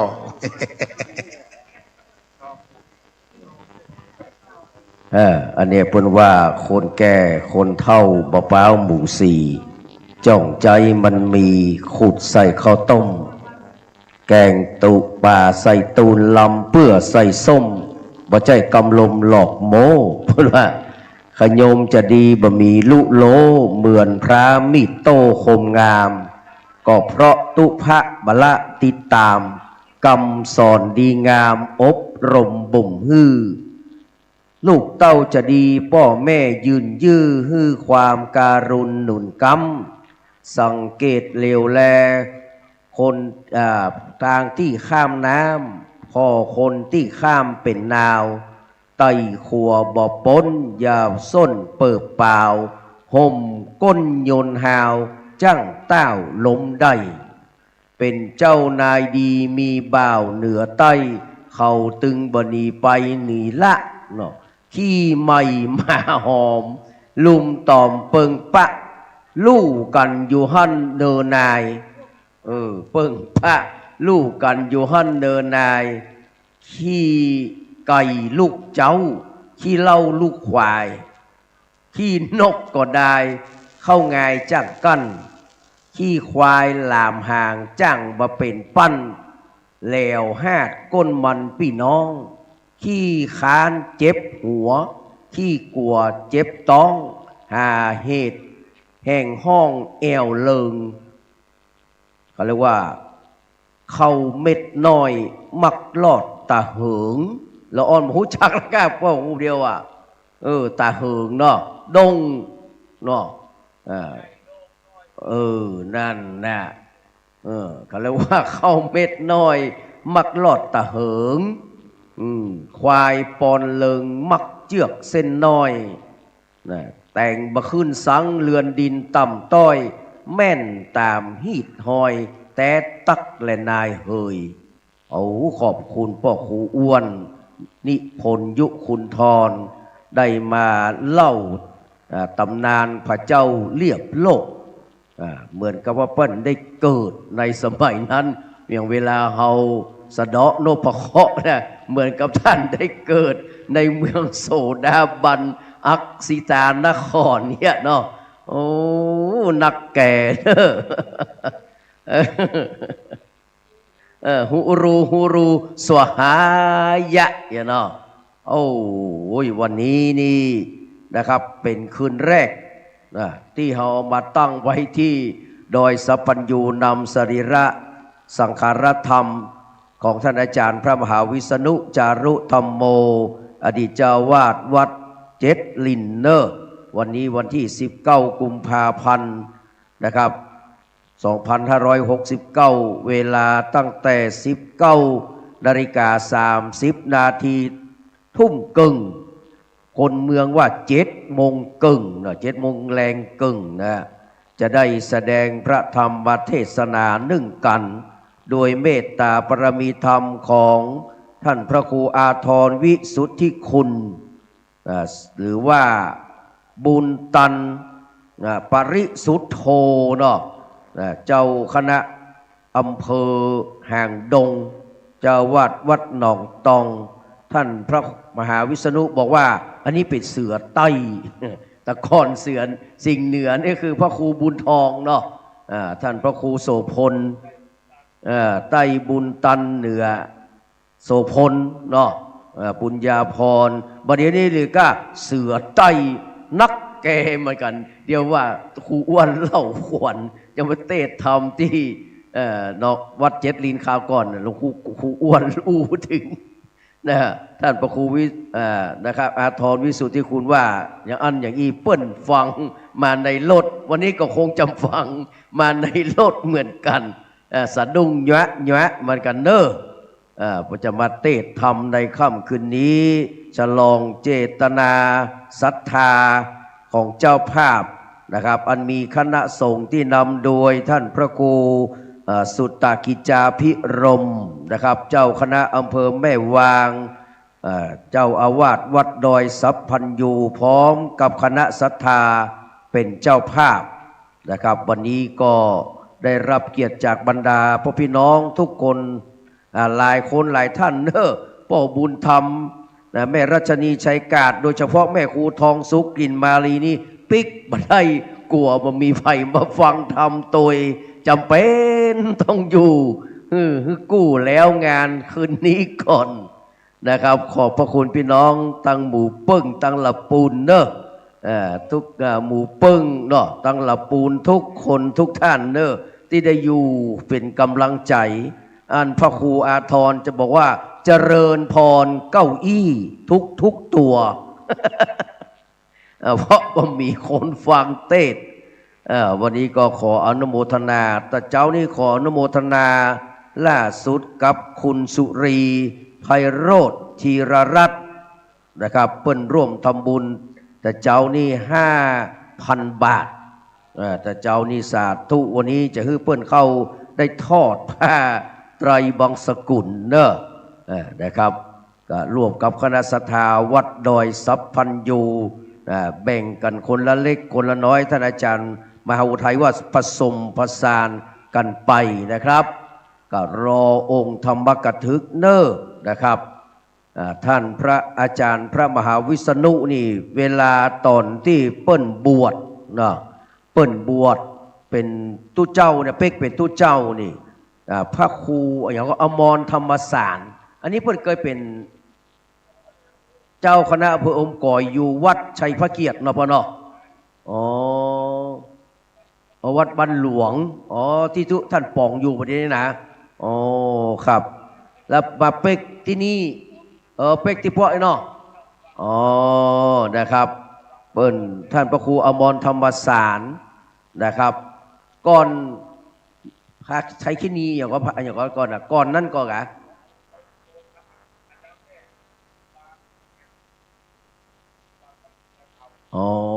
ครับสิทธิกรรมคณีแล้วก็อมรธรรมสารครับก็เปิ้นเป็นพระอุปชา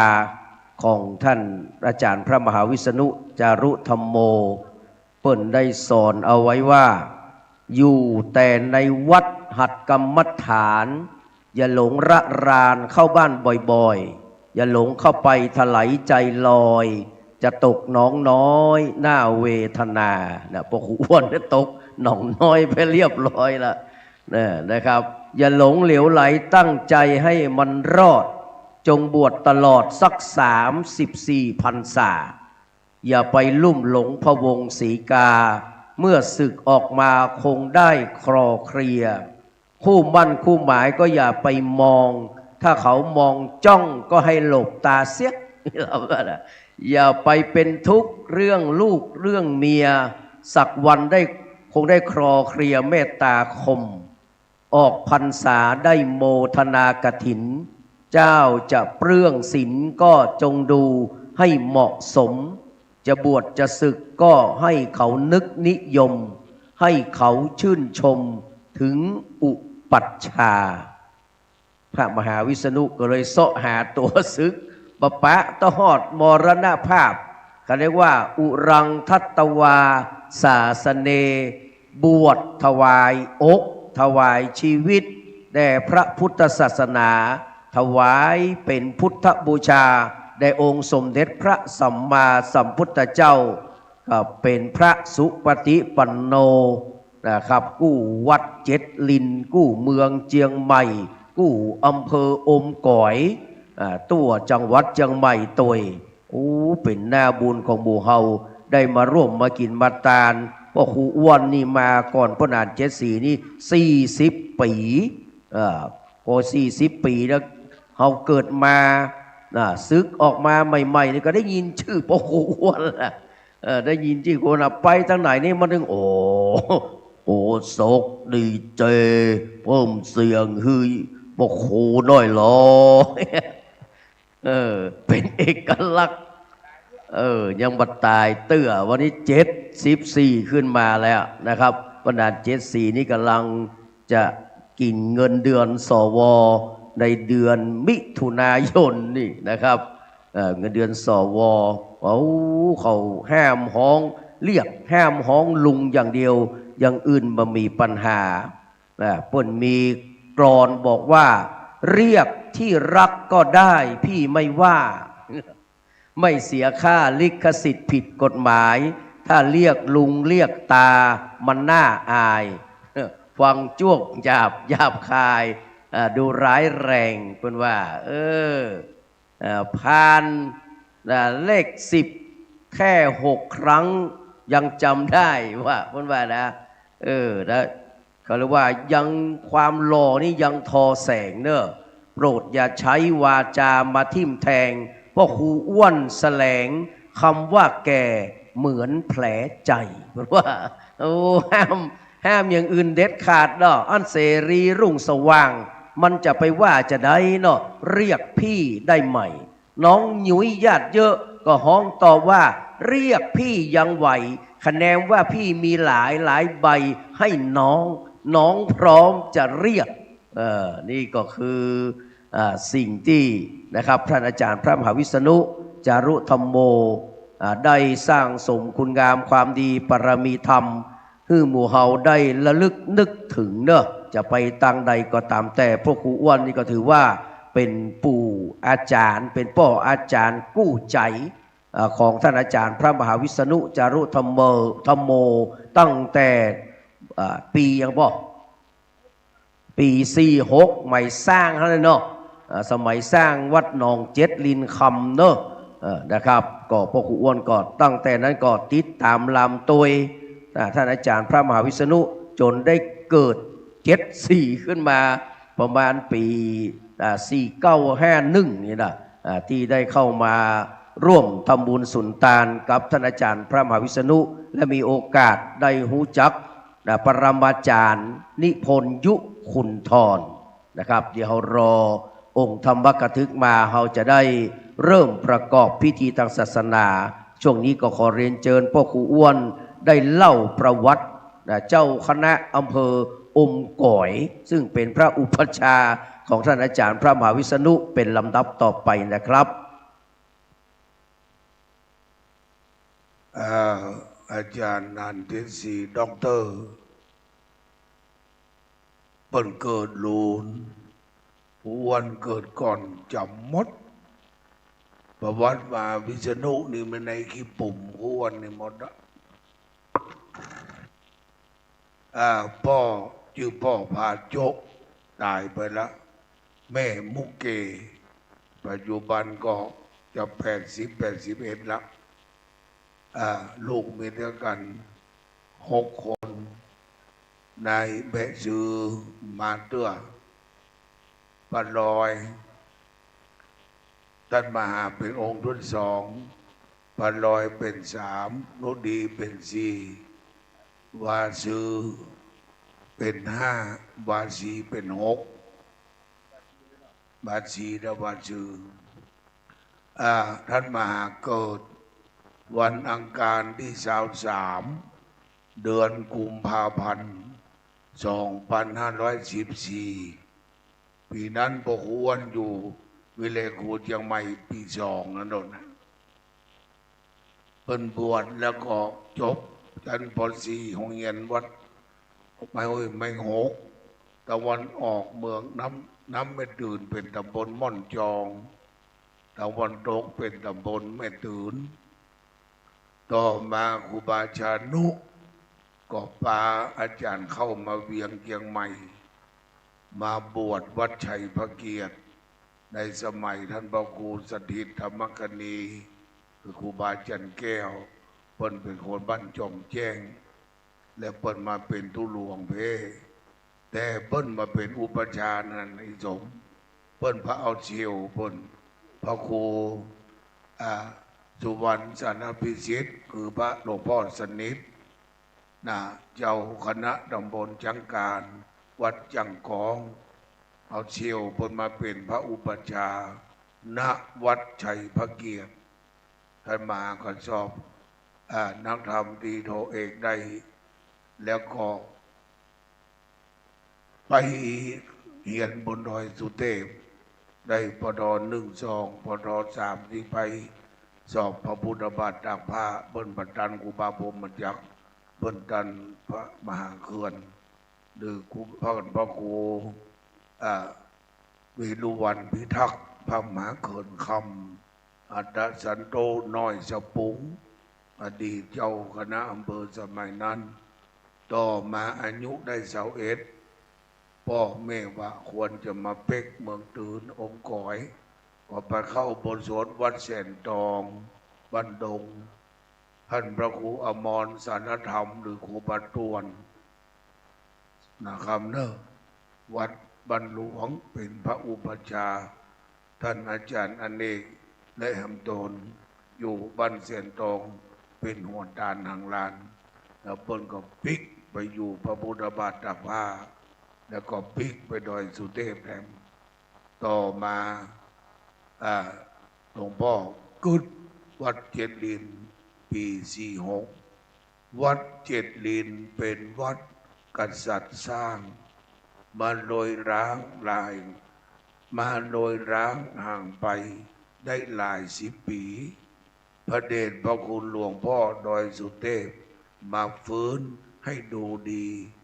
ทรงวิษณุเทพมาวัดพัฒนาเนี่ยแม่ครูเนี่ยก็อันนี้ครูวันแต่งคนเดียวนะนั่นจะสีว่ามันอวดมันเก่งหรอกเขาก็เก่งเหมือนกันนิพนธ์ไปวัดแต่งมันก็ท่านศัพท์พระเจ้าอยู่หัวดังราชการว่าพระราชนิพนธ์เนี่ยก็ไปวัดแต่งหรอกมันก็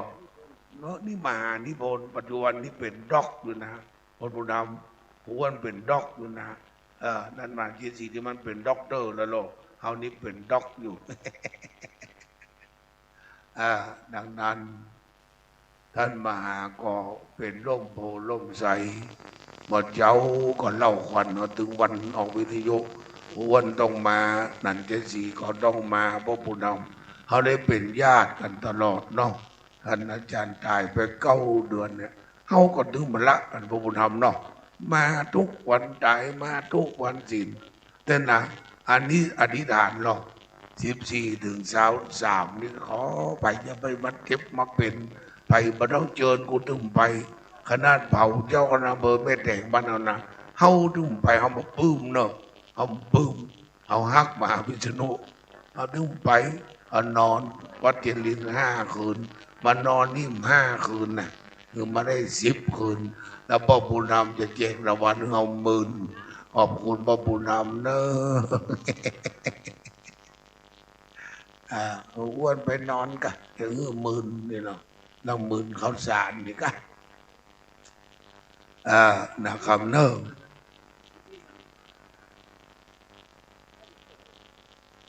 เปิ้ล10 ลิตรไปห้อง10,000 คนอัตราส่วนนะก่อนนะอีแม่ว่ากูจะไปยืมเข้าวิทา10,000เฮ้ยอีแม่อยู่แล้ว10 ลิตร10 แขง10 ก๊อกนะ10,000ว่ะโอ้อยู่เข้าเป็น10,000ตายเลยแม่ก็คือ10 ลิตรนะครับหลวงพ่อรัตนากรหรือครูบามาคำเป็นเสียงไปพระมหาอุทัยอุทโยนอเนื้อเชื้อคนเจียงไฮ้เจ้าคนงามละโปนใจบุญเจียงใหม่ใจใหญ่ลำปางเจ้าจ้างเมืองแป้ใจบันเน่คนเจียงไฮ้ท่านมหาข้ามดอยนางแก้วมาเป็นลูกศิษย์พระเดชพระคุณหลวงพ่อพระธรรมติธาจารย์และเป็นพระดีหลวงพ่อถึงส่งมาเป็นตุหลวงนี่และจนได้เป็นเจ้าคณะอำเภอก็ด้วยบุญบารมีท่านอาจารย์พระมหาอุทัยหรือพระครูสุตตะกิจจาภิรมสุตตะปท3เนาะมาอิสมปท4มันได้ปริยัติถ้าปท5สิริปท6 7ขึ้นไปก็เป็นสีนะครับเนาะครูวันนิ่มได้เจ้าปทเขาเป็นพระนวกะไปบวชพระพุทธบาทตักผ้าโดยครูบาพรหมจักรเมื่อปี20อุปัชโยเมปันเตอัญญชมาพระมัจจโกนามะเขาได้ฉายาพระพุทธวชิระญาโนหรอกครูบาถึงว่าผู้โอดมันรักตายเนี่ยปัญญาดังเพชรเนี่ยเอาศีลครูบาพระบาทหรอกเอาเจวศีลธรรมนี่เนาะศีลครูบาพระบาทตักผ้าพวกนี้บรรดาเชิญนะครับเนอะท่านมหาแสวงเจ้าคุณสุวรรณเมธีเปิ้นไปอยู่ก่อนแต่อายุเปิ้นเกิด97บ่ได้72เนาะเอาเกิด95เอาเป็นอ้ายเปิ้น2 ปีแต่เปิ้นบวชก่อนเนาะเปิ้นเป็นเนนก่อนจบครูบาถึงบ่เนาะพระแวงตุแวงบาบ่ถึงจังว่าเนาะนะคุณเจ้าคุณก็เอากรรมครูบามาเทศถึงวันนี้โมนนะครับเนอะศรัทธาสาธุชนคนอำเภอแม่วางหัวเนอะตำบลดอนเปาตำบลบ้านกาดแม่วินทุ่งปีทุ่งสะโตทุ่งหลวงทองถ้าข้ามมาตะวันออกก็ทุ่งสะโตตำบลบางคูนหวานตำบลบางคามหลวงตำบลท่าวังเป้าเมกาตงตอมสันกลางยุบวาตำบลน้ำบ่อหลวงตำบลวันเมนะครับเนอะได้ทราบข่าวก็มากินมาทานด้วยกันเจิญนะครับเนอะ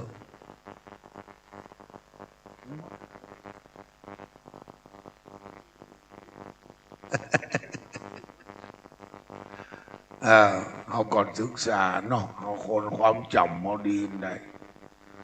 ควรจะจำทุเจ้าจำวัดจำว่าจำประวัติที่บดีนี่มาจำเนอะผู้นำทุเจ้าเนี่ยบดีเนี่ยมาจำมันสนว่าเงาจังเถอะว่าเจอจังเขากระเนมบ่าเฮาจีนทำบัดเจิง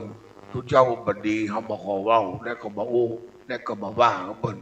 ป็นกรรมเขาเปิ้ลเนาะเขาก็เอามาฮับใจอย่างเขาเอาดีๆเนี่ยอย่างมหาวิษณุเนี่ยหมด100เหมือนนามมนูนเนาะยังไม่ลำปูนมีที่เฮาไว้นี่ที่เฮามานี่เฮามาโดยศรัทธาเนาะฮักกันมาหานะ หากเคารพนับถือบันไปกินไปทานเขาก็ไปอย่างแม่ครูทองสุขเนี่ยเอาบนเป็นทานที่ครูบาแสงอย่างก็พระนเรศคนแสงใจแม่ครูก็ไปตลอดไปสืบต่อที่โคกบือแม่ครูก็ไป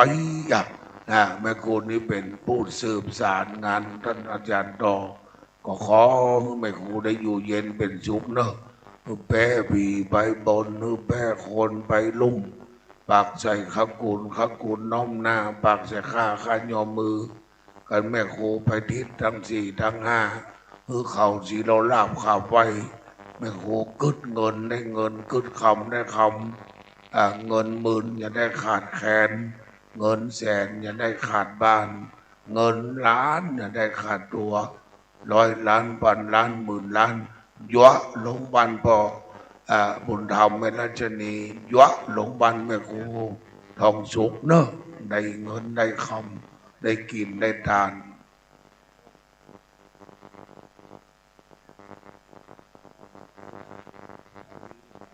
ตำบลบนมีอาหารเบรกก็บอกกับเนอะสทจันสมก็ไม่เลี้ยงบุผาคุณเจริญน้องคุณเจริญว่าพ่อครูมันเท่าขึ้นจังบนลำบากพ่อครูนอนจะลุ่มในห้องนึ่งนี่หรอกนอนกับหลานพ่อครูมันใกล้ช่วงนี่หรอกก็ดีนะครับเนอะห้องน้ำสะอาดน้ำแรงน้ำฉีดแรงน้ำอาบแรงสะอาดห้องก็สะอาดนะครับไม่เหม็นไม่ยังมีบานเกล็ดมีพัดลมท่านมหาเปิ้ลคือพระเนรมาพักตอนเอามาสอบนักธรรมสอบบาลีหลวงพ่อเปิ้ลวางกันไก่นะครับเนอะนี่เป็นจุดกลางของภาค7เชียงใหม่ลำพูนแม่ฮ่องสอนนะครับและเป็นแพะเป็นปลาที่มีพระเจ้าเอาหลังโจรกันเป็นว่าพระปิฎสดางเมืองน่านมีวัดพญาภูพระเจ้าเอาหลังเพราะกัน4 ตนนั่งแล้วก็ดอยสัพพัญญูพระเจ้ายืนเอาพระปิฎสดางหลังโจรกันพอทิศทั้ง4นะครับเนอะมีดอยสัพพัญญูเนี่ยนะครับเอาไว้สาท่านอาจารย์ครูบาเจ้าพระมหาสวัยเทวปุญโญปรริญญาธรรม7 ประโยคด็อกเตอร์ท่านตั้งใจไปนอนวัดเจริญ5 คืนเลขบอกว่าควรอาตมาก็จะไปนอนบ้านแหม5 คืนมาแต่เนอะไหวท่านอาจารย์ด็อกเตอร์เนอะสาธุสาธุสาธุโอ้ได้อาจารย์ด็อกเตอร์นี่เอาก่อนถึงหักมันได้ลงเปิดตุวันนอนด้วยกันเนี่ยลาออกจากเจ้าอาวาสวัดฝ่ายหินลาออกเจ้าคณะอำเภอรองเจ้าคณะอำเภอเขาอาจารย์นี่เปิ้นไม่ยึดติดในตำแหน่งมาเป็นพระนักเทศเปิ้นเล่ม่วนเนอะโอ้ทำไมเปิ้นเล่นะขอท่านอาจารย์เดี๋ยวขออาจารย์มาวันเล่สักน้อยเนอะเปิ้นเล่เก่งนะเอาไม้บ้างคำเอานานนั่นทีเอาไม้พุทธไม้หน้าทุกเจ้าพุทธขอเถอะคำเนอะขอค่าเวลาขอนิมนต์อาจารย์ด็อกเตอร์เล่สักคำมองมันเก่งนะพอคำโชเฟอร์นาทีสีนะขออาจารย์เล่หน่อยขอเอาอีกคำอาจารย์เอาอีกหน่อยเอาอีกหน่อยอาจารย์เอาอีกหน่อยเอาอีกหน่อยอาจารย์สาธาไว้สาธุก่อนสาธุสาธุสาธุมาเถอะอาจารย์มาเถอะถ้ามาอาจารย์ก่อนยั้งเลยค่ะนิมนต์ครับนิมนต์พ่อผู้ดำนิมนต์เลย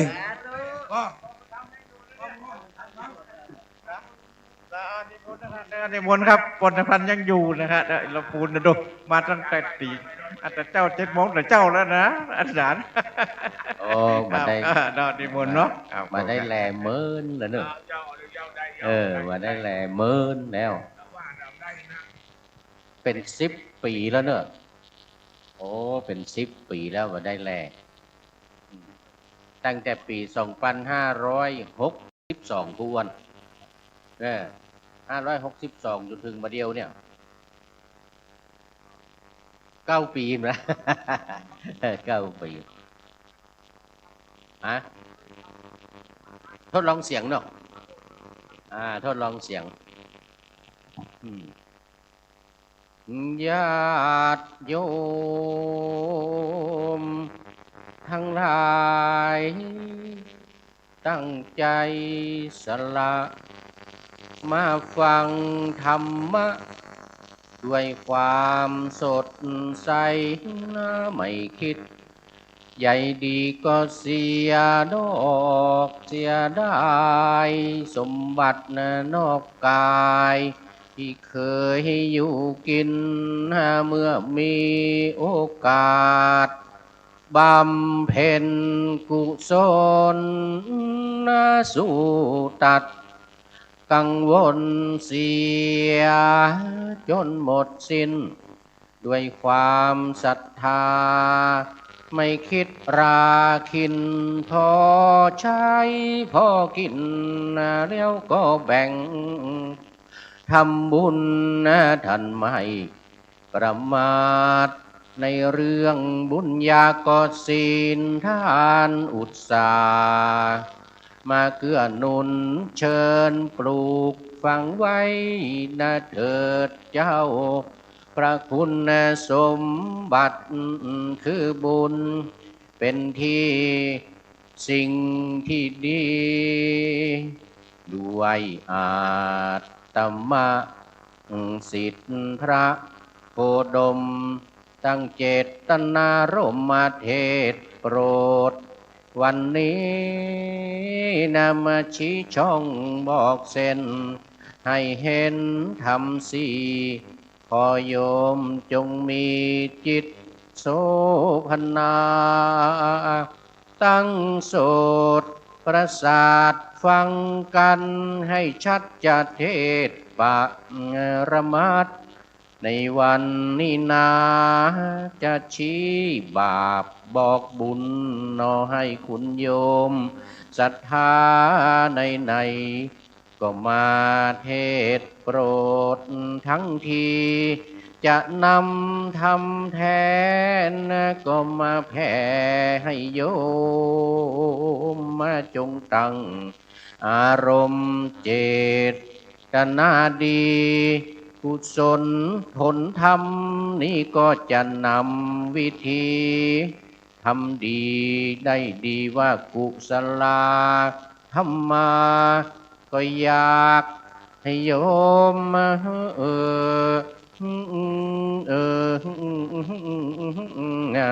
สุขโสมนัสฝากฟังสมบัติเอาไว้ในศาสนาเป็นทรัพย์อันประเสริฐเลิศล้ำราคาเหมือนหนึ่งทำนาหวานข้าวลงดินกว่าข้าวจะงอก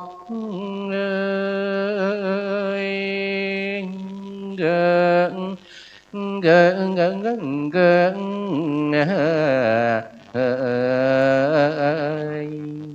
กว่าข้าวจะงอกจะออกเป็นรวงเวลาก็ล่วงคืนวันก็สิ้นทำนาได้ข้าวเอาไว้หุงกินฝากทรัพย์ออมสินไว้เป็นทุนรอนอริยทรัพย์นี้นับว่าประเสริฐสั่งสมไว้เถิดจะดับโรคแก้ร้อนโลกนี้ของหลวงนอปวงในก่อนคล้ายครึ่งเมื่อตอนเราท่านเกิดมาต่างร้ายต่างรำ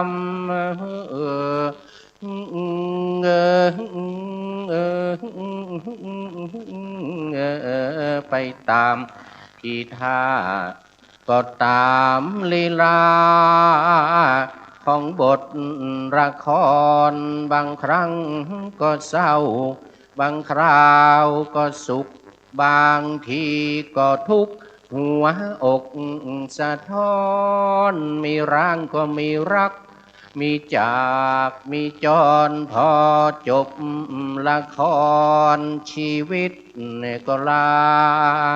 เป็นฉากเป็นตอน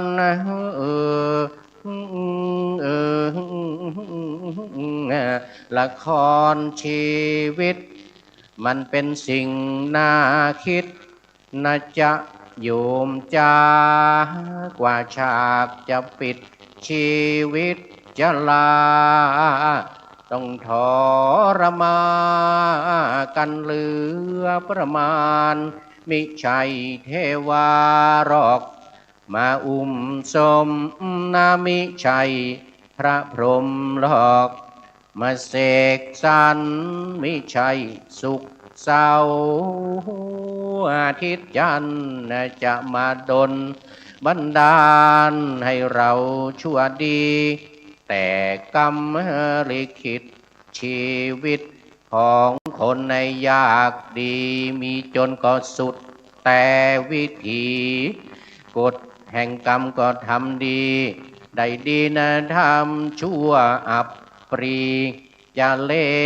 วระยำทำดีเข้าไว้ในยามตายจากจะได้มีคนอยากมาช่วยแบกหามมัวหลงทำชั่วพาตัวตกต่ำสินาจะคร่ำหมกมุ่นราคีผลได้ไม่ดีจะเปล่าเปลืองแรงความดีอยู่ในทำไว้เถิดท่านก็ความดีอยู่ไหนนะทำไว้เถิดท่านการบุญสุนทานนะจงมันแสวงถึงใครเขาจะว่าคุณโยมก็อย่าระแวงสักคนละบาทใบแบง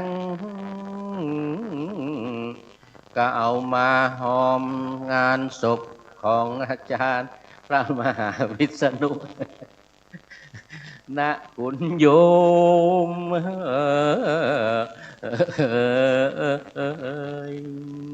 เอาละเนอะเนอะใครจะให้จะหอมก็เอาเนอะ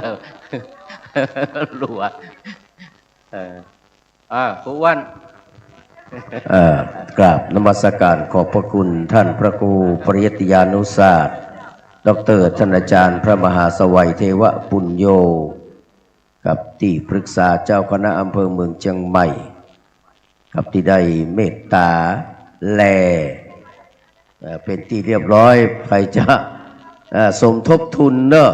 เป็นปัจจัยเงินทุกบาททุกสตางค์เอาร่วมทำบุญในงานบำเพ็ญกุศลนะครับประชุมเพลิงศพสรีระสังขารของอาจารย์พระมหาวิษณุหมดเลยเนอะสาธุอนุโมทนา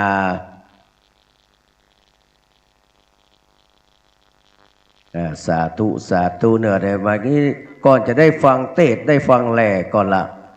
กำไห้เนอะพ่อครูอ้วนกำลังซ้อเบอร์ของท่านพระครูอาทรวิสุทธิคุณเนื่องจากว่ากลัวหลวงพ่อเปิ้นลืมปกติแล้วหลวงพ่อเพิ่นจะเทศวันพุธนะและเปิ้นสลับกับตุปิเจสลีต้นเฮือดนะครับกลัวว่าจะมีการลืมกันเกิดขึ้นพ่อครูอ้วนกำลังต่อสายเข้าหาหลวงพ่ออยู่นะครับพี่น้องที่อยู่ตรงบ้านก็ยกมือไหว้ไปมือสาอนุโมทนากับท่านพระครูปริยัติยานุศาสตร์ด็อกเตอร์อาจารย์พระมหาสวัยด้วยเนอะกับตอนนี้กำลังต่อสายนะครับเขากลัวว่าก็คนอายุจะ80แล้วเนาะวันนั้นก็ว่าอายุ80เนี่ยเพิ่นได้ยินมาทางวิทยุเนี่ยอันนี้จะลองว่าเพื่อจะได้ยินอยู่ก็ครับเอาละสายไม่ว่างนะครับท่านกำลังเข้าสู่บริการเนี่ยเรียนเชิญนะครับพี่น้องศรัทธาที่กำลังมาถึงเนอะ สอหาที่นั่งนะครับเดี๋ยวสักกรรมหนึ่งองค์ธรรมกถึกมาถึงแล้วเราจะได้เริ่มประกอบพิธีกรรมทางศาสนานะครับในค่ำคืนนี้ก็คณะสงฆ์คณะศรัทธาวัดดอยสัพพัญญูนะครับเป็นเจ้าภาพเนอะได้ไปกราบอาราธนาท่านพระครู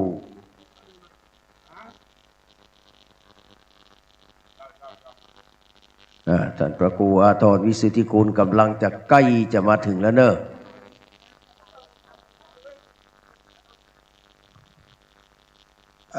สัทธาถ้าท่านอาจารย์หลวงพ่อประมาณเรื่องแหงก็จะเป็นอาจารย์ด็อกเตอร์เนี่ยเนอะหลวงพ่อเบิ้ลห้ามสายพอครูวันละมีลุ่มนี่ก็คงจะถึงบ้านดอนเปาปัตติหุสันมหาพลบ้านเราประฝางบ้านตงสลาเนี่ยเนอะหลวงพ่อจะมาถึงแล้วถามว่าหลวงพ่อมีไหนครับ มีลุ่มนี่มีลุ่มเนี่ยเขาลุ่มในโบโดก่อนสันมหาพลก็มี3กันนะ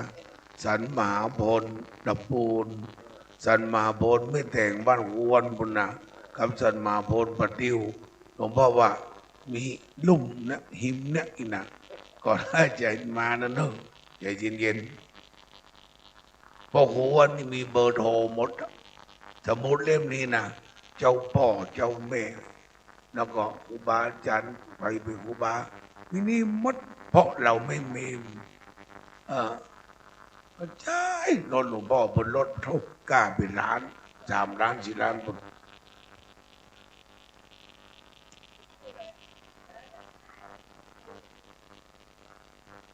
มหาวรเชษฐ์ถวายการต้อนรับหลวงพ่อ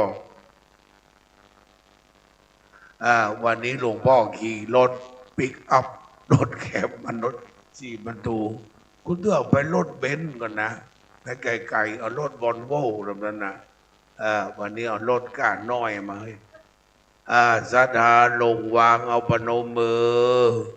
ลูกพระลูกเนรปนมมือลูกถวายการต้อนรับหลวงพ่อท่านพระครูอาทรวิสุทธิคุณอายุ80 พรรษา60 สาธุพร้อมกับคณะสวดเนอะขึ้นนั่งด้วยกันเลยนะครับ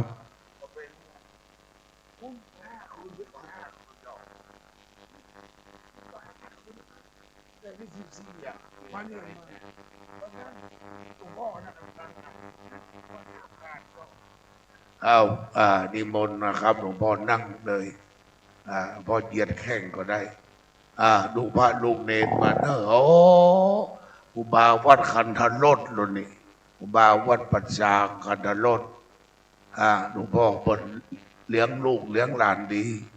ส่งทุเจไปอยู่ชลีต้นเฮือดส่งทุพี่มาอยู่เป๊ะวัดคันธรสปัจจางใต้ส่งทุพิลักษ์ไปอยู่หนองไข่มันดงพ่อมีลูกพระเป็นบริวารหลายพระบรมครูสุตตกิจจาภิรมย์ท่านดอกเตอร์ไหวหลวงพ่อเนอสดาไหวเนอหลวงพ่อเป็นพระนักเทศที่พวกเรารักและชื่นชมก่อนหลวงพ่อเทศตุจกเทศสปักนะครับแต่ปัจจุบันเอาแบบธรรมบรรยาย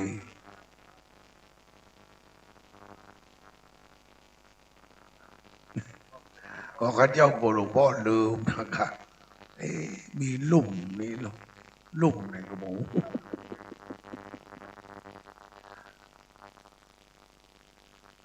ท่านเจ้าคณะอำเภอนับแทนท่านเจ้าวาดวัดเย็นดิน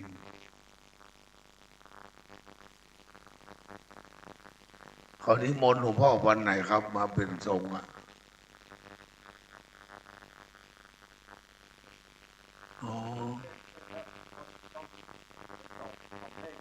รับนิมนต์ก่อนนะครับเนอะอันที่4เบาไม้พูดคำตวงเดี๋ยวอาจารย์ดร.พุทธมาเป็นไม้พิธีกรแล้วพระครูเรนนำไหว้พระบัดนี้ทุกสิ่งทุกอย่างพร้อมพระเดชพระคุณหลวงพ่อกับพระ แต่ตุลวักสี่รูปพร้อมแล้วเนอะดันที่สี่เริ่มดำเนินรายการเลยเพราะมันดึกแล้วนะครับ พนักงานเทียนชนวนตั้งมั่นอยู่กับที่เนอะขอพระบุญธรรมก็ได้เนอะจุดเทียนชนวน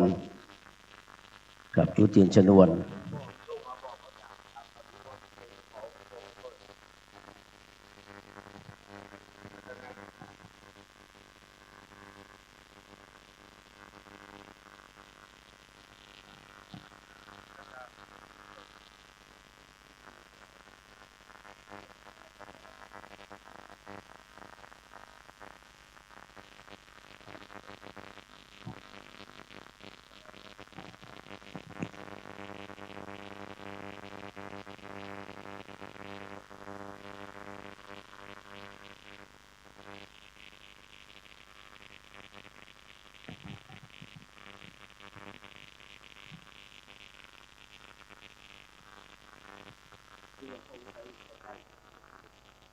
เดี๋ยวรอ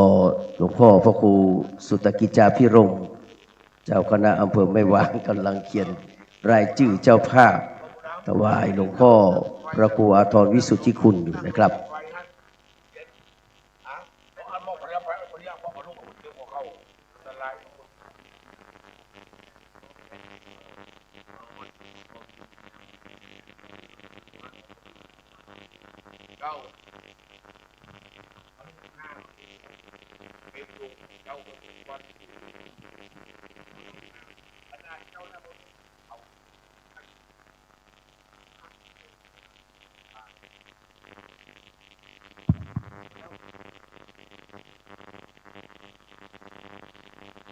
ครับจากนี้ไป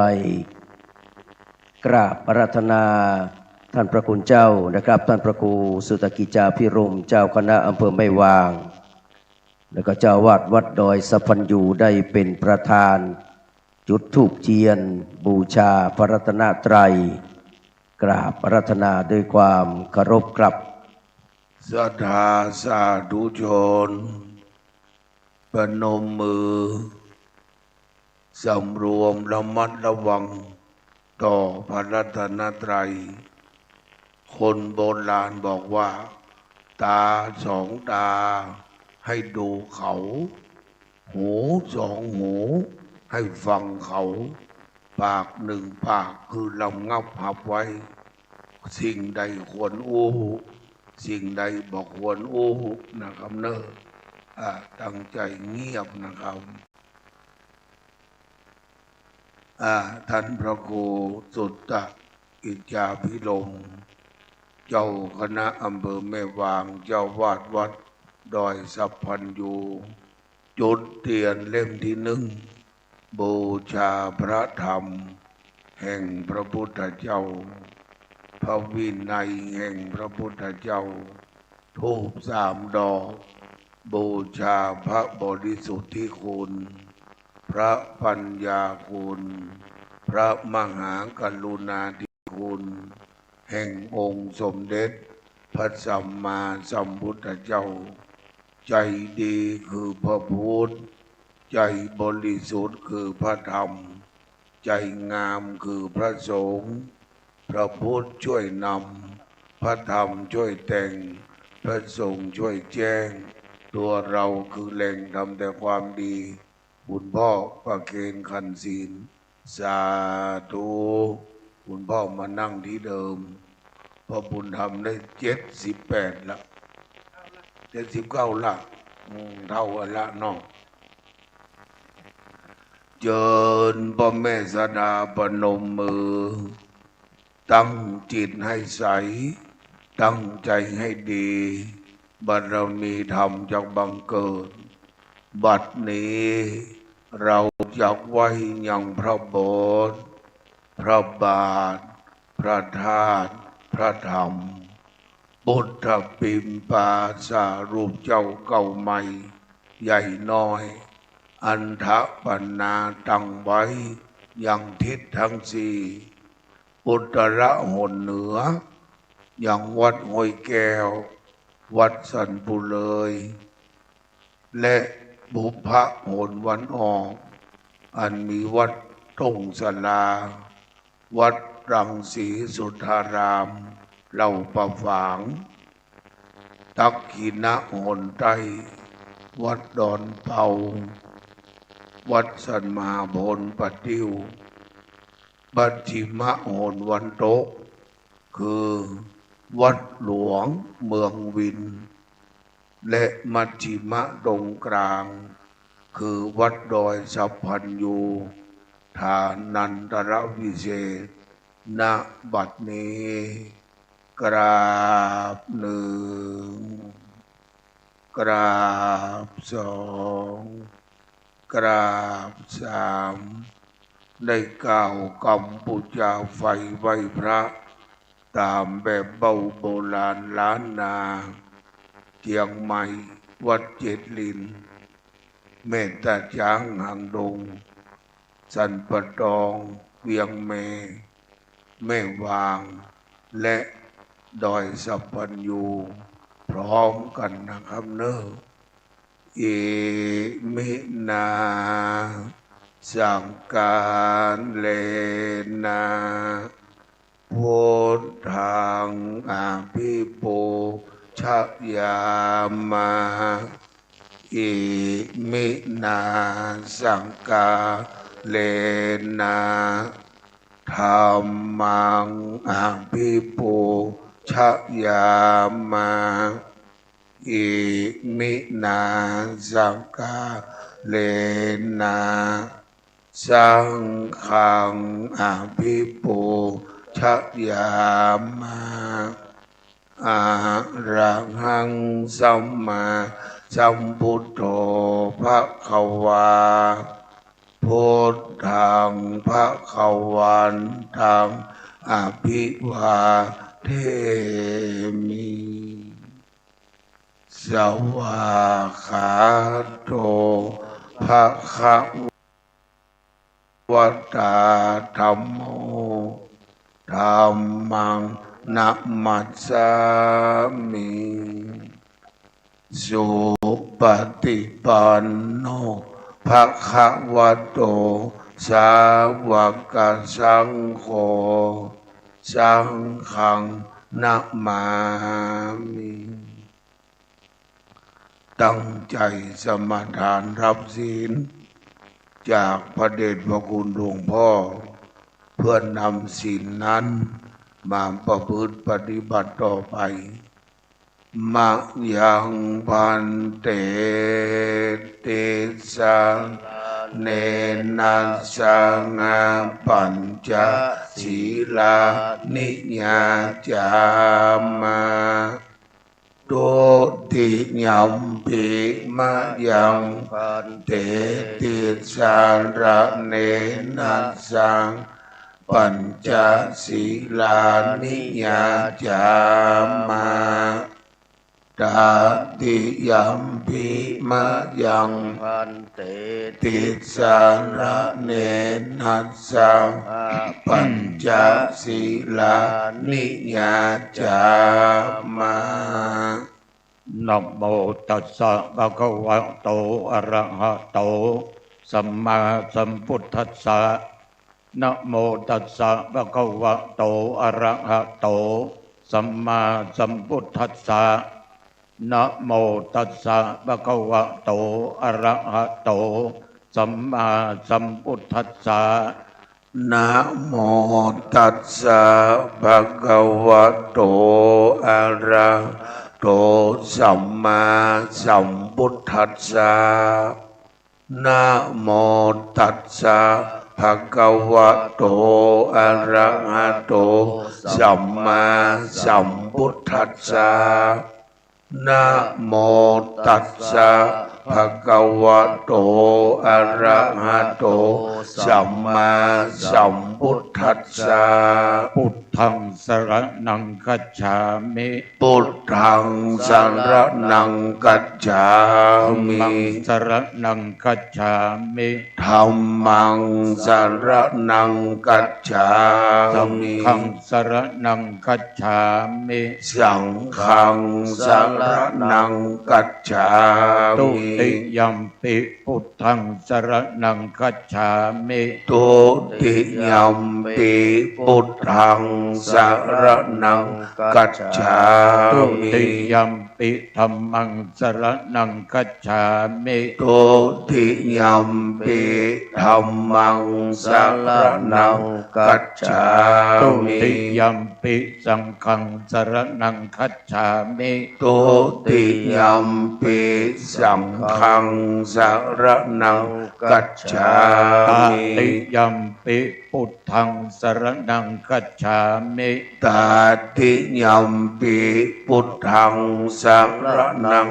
กัจฉา ต มิ ติยัมปิธัมมังสรณังคัจฉามิ ตาติยัมปิธัมมังสรณังกัจฉา ต มิ ติยัมปิสังฆังสรณังคัจฉามิ ตาติยัมปิสังฆังสรณังกัจฉามิ ปานาติปาตาเวระมะนีสิกขาปัตตังสมาธิยามิ ปานาติปาตาเวระมณีสิกขาปัตตังสมาธิยา อะ มิ ทินนาตานาเวระมะนีสิกขาปัตตังสมาธิยามิ อาตินนาทานาเวระมณีสิกขาปัตตังสมาธิยามิ ตาเมสุมิจฉาจาราเวระมะนีสิกขาปัตตังสมาธิยามิ กาเมสุมิจฉาจาราเวระมณีสิกขาปัตตังสมาธิยา มุ มิ สาวาตาเวระมะนีสิกขาปัตตังสมาธิยามิ โมสาวาตาเวระมณีสิกขาปัตตังสมาธิยา สุ มิ ราเมระยะมัจจปมาทัฏฐานาเวระมะนีสิกขาปัตตังสมาธิยามิ สุราเมรยะมัจจปมาทัฏฐานาเวระมณีสิกขาปัตตังสมาธิยา อิ มิ มานิปัญจสิกขาปัตตานิสีเลนะสุขติงยันติสีเลนะโภคสัมปทาสีเลนะนิพุติงยันติตัสมาสีลังวิโสทะเย สาธุสาธุสา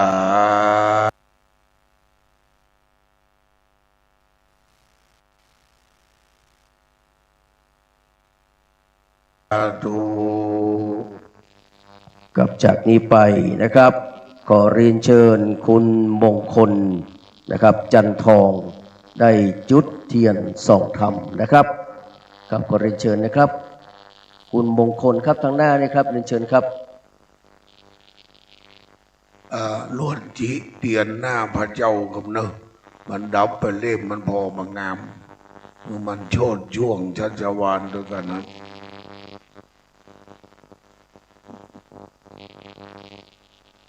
มันเป็นลม ลองจุดถึงกำลัง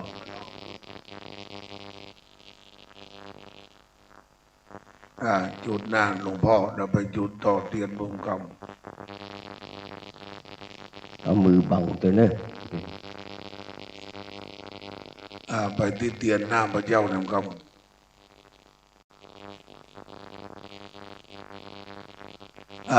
ศรัทธาสาธุชนประนมมือตั้งใจฟังธรรมแห่งพระพุทธเจ้านั้นอาทิกันนยานังมีความไพเราะในเบื้องต้นนั่นคือศีลมัชเชกันนยานังมีความไพเราะในที่สุด นั่นคือสมาธิปริโยสานะกันรยานังมีความไพเราะในที่สุดนั่นคือปัญญาวิชาเทวดาเจ้าหมื่นโลกจักรวาลเทวดาเจ้ารักษาเมืองไม่วางรักษาวัดดอยสัพพันยูวิชาพระภิกษุสามเณรทุกรูปกราบเรียนพระแม่สัทธาเมืองลำพูนแม่ครูพ่อครูพ่อบุญธรรม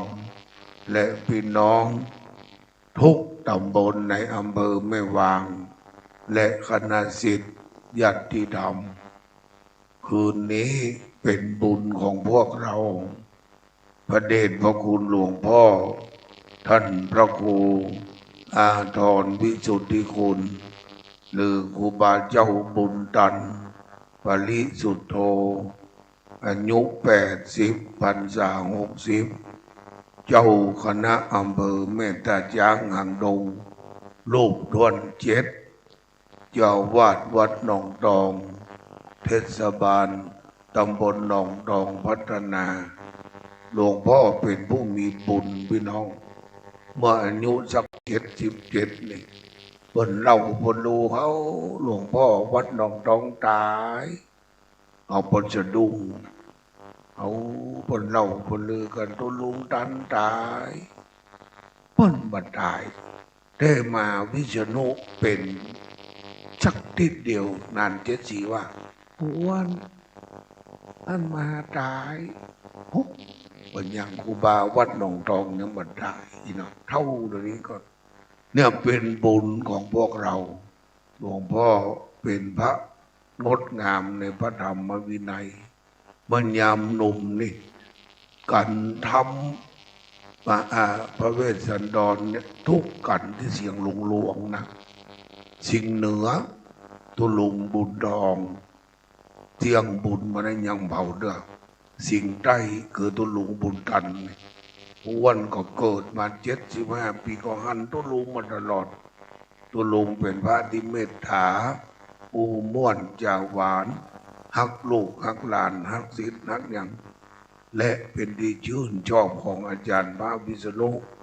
ตอนมาทำบุญสุนทานตลอดเนี่ยเป็นบุญของพวกเราเชิญอาจารย์นันเทศศรีด็อกเตอร์มัคคณายกวัดเจริญเป็นผู้อาราธนาธรรมณบัดนี้พระมาจะโลกาธิปติสหัมปติกัตอัญชลีอันทิวรังอะญาจะทาสันติทาสัตตาประชักขะชาติกาเทเสโตธรรมังอนุกัมปิมังปะชังนะโมตัสสะภะคะวะโตอะระหะโตสัมมาสัมพุทธัสสะนะโมตัสสะภะคะวะโตอะระหะโตสัมมาสัมพุทธัสสะนะโมตัสสะภะคะวะโตอะระหะโตสัมมาสัมพุทธัสสะปูจาจะปูชานิยนังเอตัมมังคลมุตตมังติอีธรรมิกถาณบัดนี้อาตมาภาพจะได้นำเอาพระธรรมในมงคลสูตรคาถา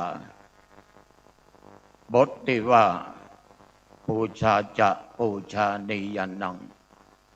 เอตัมมังคลมุตตมังมาอธิบายแก่ท่านทั้งหลายได้รับฟังกันพอสมควรแก่เวลาขณะนี้2 ทุ่มกว่าเล็กน้อยก็จะใช้เวลาเทศพอหายพอดีเนี่ยครูอ้วนพ ถ้าหากยังนองตองตะกี้หมดท่าเลยฝนตกขนาดนัก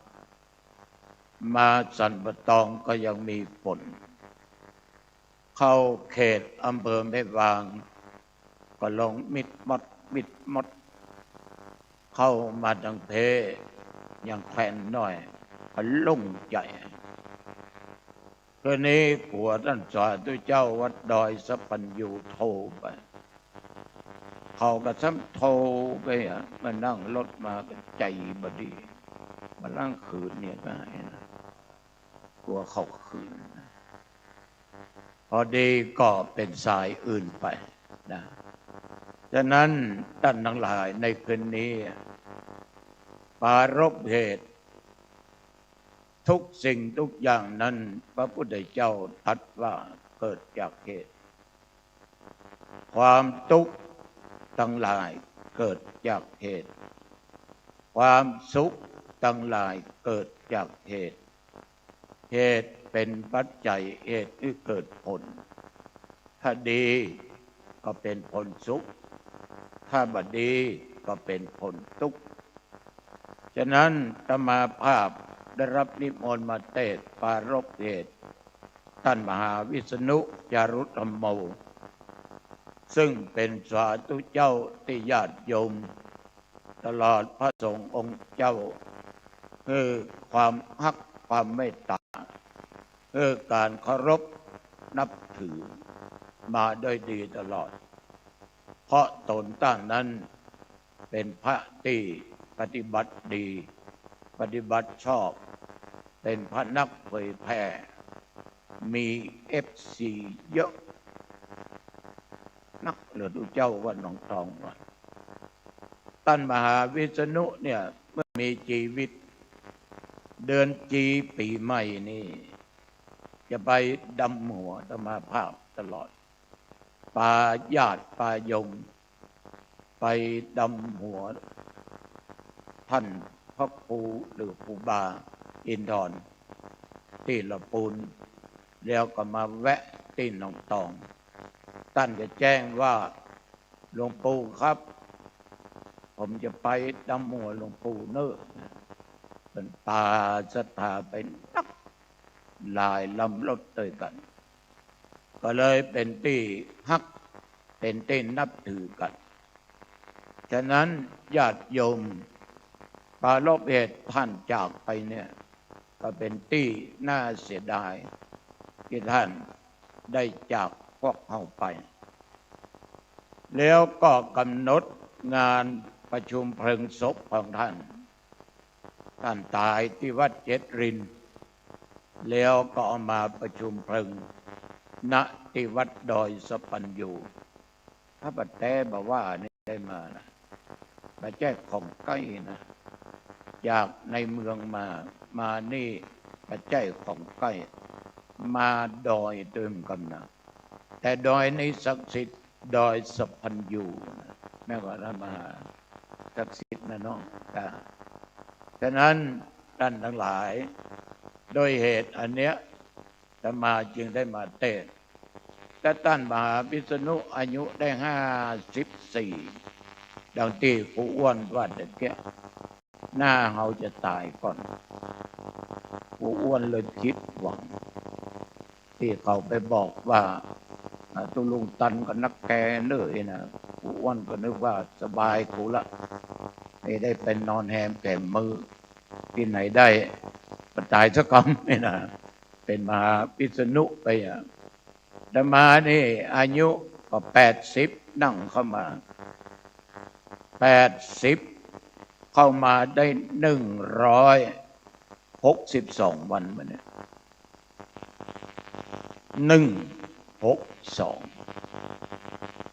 80เข้ามาได้162นะ80นะได้162อายุเต็มจริงๆ80ย่างเข้ามา162วันมหาวิษณุ162ลองจามบอกกัน จะไปจมเนอะยมเนอะคืนนี้คณะศรัทธาวัดดอยสะพันยูมีท่านพระครูสุกิจจาภิรมย์เจ้าหน้าอำเภอเต็มร้อยแล้วเนาะนะเจ้าอาวาสดอยสะพันยูนี่นิมนต์ตะกี้มาถึงท่านพระครูก็ว่าผมก็นึกว่าหลวงพ่อลืมนี่หรอกผมมาลืมผมจดไว้ละแต่เจ้านี่ก็พระท่านมหาสวัยท่านด็อกเตอร์ที่แม่แตงเนาะวัดหนองลมวันนี้ตุลุงก็ไปมาแล้ว3 งานนะ1เทศบาลสันพักหวาน2สืบชะตาผู้เจ้าหลวงวัดร้องแยง3ไปซบวัดหนองลมมาถึงวัดของงามุงป่ายที่นะแต่สกรรมกับมืดฟ้าโมฝนอาบน้ำอาบผ้าก็มาที่นี่4นะดีใจที่ได้มาปะครูบาอาจารย์พระสังฆเจ้าจุตนอันเป็นที่ฮักครูบาทิพย์ของหูจักกันท่านเจ้าวาดวัดดอยของหูจักท่านมหาด็อกเตอร์ก็คุ้นเคยกันมามึนแล้วสาธุเจ้าพระเนนทั้งหลายก็เคยพบเคยปะกันก็อุ่นใจม่วนใจสุขใจแล้วมาปะญาติโยมเนี่ยก็มาก็ชื่นอกชื่นใจว่าหมู่เฮานี่บ่เคยละบ่เคยทิ้งกันท่านทั้งหลายพุทธบริษัท4เนาะท่านมหาถึงวันนี้ถ้ามี4นี่นะอยู่บ่ได้แล้วนะ1ตุเจ้า2ภิกขุณีอันนี้ดีนะเชียงใหม่เขามีภิกขุณีนะดีนะบางคนก็ว่าบะหมี่นะดีถ้าบะหมี่เขาเรียกว่าพุทธบริษัทอย่างนั้นเขาก็ยังนับอยู่อ้วนพุทธบริษัท4ภิกษุภิกษุณีแล้วเปิ้นไปขวางที่ไหนเดี๋ยวนี้เชียงใหม่มีภิกษุณีสามเณรีนะละอ่อนตำบลหนองตองเป็นภิกษุณีตนแล้วครั้งแรกเป็นสามเณรีได้6 พรรษาแล้วก็ไปบวชเป็นผู้เจ้าปุ้นที่ลังกานะบวชที่ประเทศศรีลังกาเดี๋ยวนี้เป็นภิกษุณีเป็นดีไข้หัวผู้อ้วนมันเป็นสามเณรีมันก็อยู่ที่จอมตองมันก็จะไปบ้านแม่แล้วไปหาธรรมาภาพมันก็เคารพนับถือเขาออกหลวงพ่อมันพูดพระเจ้าว่าจะบิณฑบาตนะตัดต้นโจกที่ได้ก่อนเอาก็มาคึดหน่อยมือดีจ้าไปเถอะนี่เนาะแจ้งมันก็ไปออกบิณฑบาตตามเดียวรถเครื่องเขาวัดมาแล้วก็ลงนุ่งผ้าเหมือนตู้เจ้าเนี่ยนะอีนี้นะมันมากุมเข้ากัดต้นโจกเนี่ยมันเป็นลูกเต้าเราไผ่ธรรมาก็ว่าพี่น้องนั้นชื่อนั้นเป็นลูกของคนนั้นเนี่ยค่ะเพิ่นเป็นสามเณรีเนอเพิ่นบวชแล้ว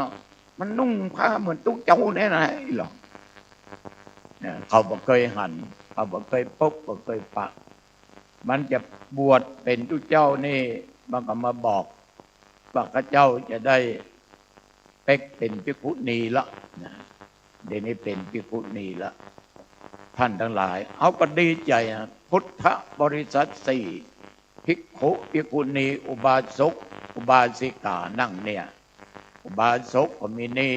อุบาสิกาก็มีนี่4เนี่ยญาติโยมถ้าเฮาหันหน้าเข้าหากันเนี่ยพุทธศาสนานี่บัดถ้ากลัวมันจะงอนแง่นคนแค้นนะถ้าเฮาฮักกันแบ่งกันหันหน้าเข้าหากันไม่ใช่ว่าเอาภิกษุณีมันนอนตุเจ้านะกวนคนมีเคปอย่างมันโลกศีลเขานักหลังเฮาก็นอดท่านดอกเตอร์นอกแม่ก็ครูบาทิพย์จริงก็มีกี่ข้อนะ311ท่านนักมี8เนี่ยก็ข้อนักก็มี8กุรุนอท่านมานอ8ข้อ มีหันข้องภิกษุณีจะบวชเป็นภิกษุณีได้เป็น40-50 ปีพระเจ้าต้องเคารพภิกษุแม้แต่บวชวันนี้ชั่วโมงนี้ยอดพุทธเจ้านี่ยอดแท้ๆนะเนี่ยประการแวะสิ่งทุกอย่างนะโยมหมู่เฮาพุทธบริษัท4เนี่ยเฮายังมั่นคงอยู่อันนี้อาตมาภาพดีใจแต่อย่างใดก็ตามญาติโยมเวลามันมีน้อยกะกี้ครูอ้วนถามว่าเขาจะมาสวดเมื่อใดมันนิมนต์เขามันว่าเขามาเทศแล้วปอเองมันมือเขา2 เหมือนกว่าเขาได้2 เตื้อท่านผู้ดอยสปัญญูนี่นะมาหาฟังแล้วเนิ่มหาวิรุนะ ท่านทั้งหลายอาตมาภาพได้กล่าวว่าปูชาจะบูชานิยานังเอตัมมังกลมุตตมังการบูชาสิ่งที่ควรบูชานะเป็นมงคลเป็นที่ทกเถียงระหว่างเทบุตรเทวดากับไผ่ของเถียงกันนะว่าได้แก่อย่างเนี้ยน้องเตอร์จำได้ก็ลืมนะเนาะลืมนะผู้อ้วนจำได้ก็มงคล38เนี่ยญาติโยมวันนี้จะมาเอาหมวดต้นหมวดนี้มี3 นอกอาเสวนาจะพาลนังการที่บังคบคนพาล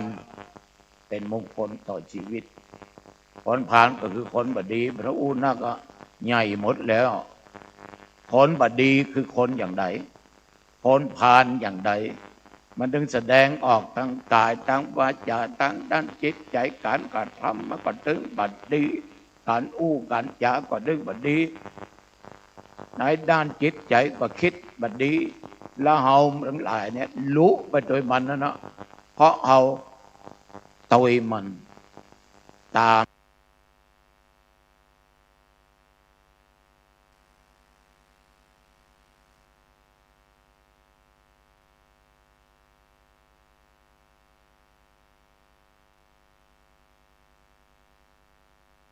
ที่มันกระทำตามที่มัน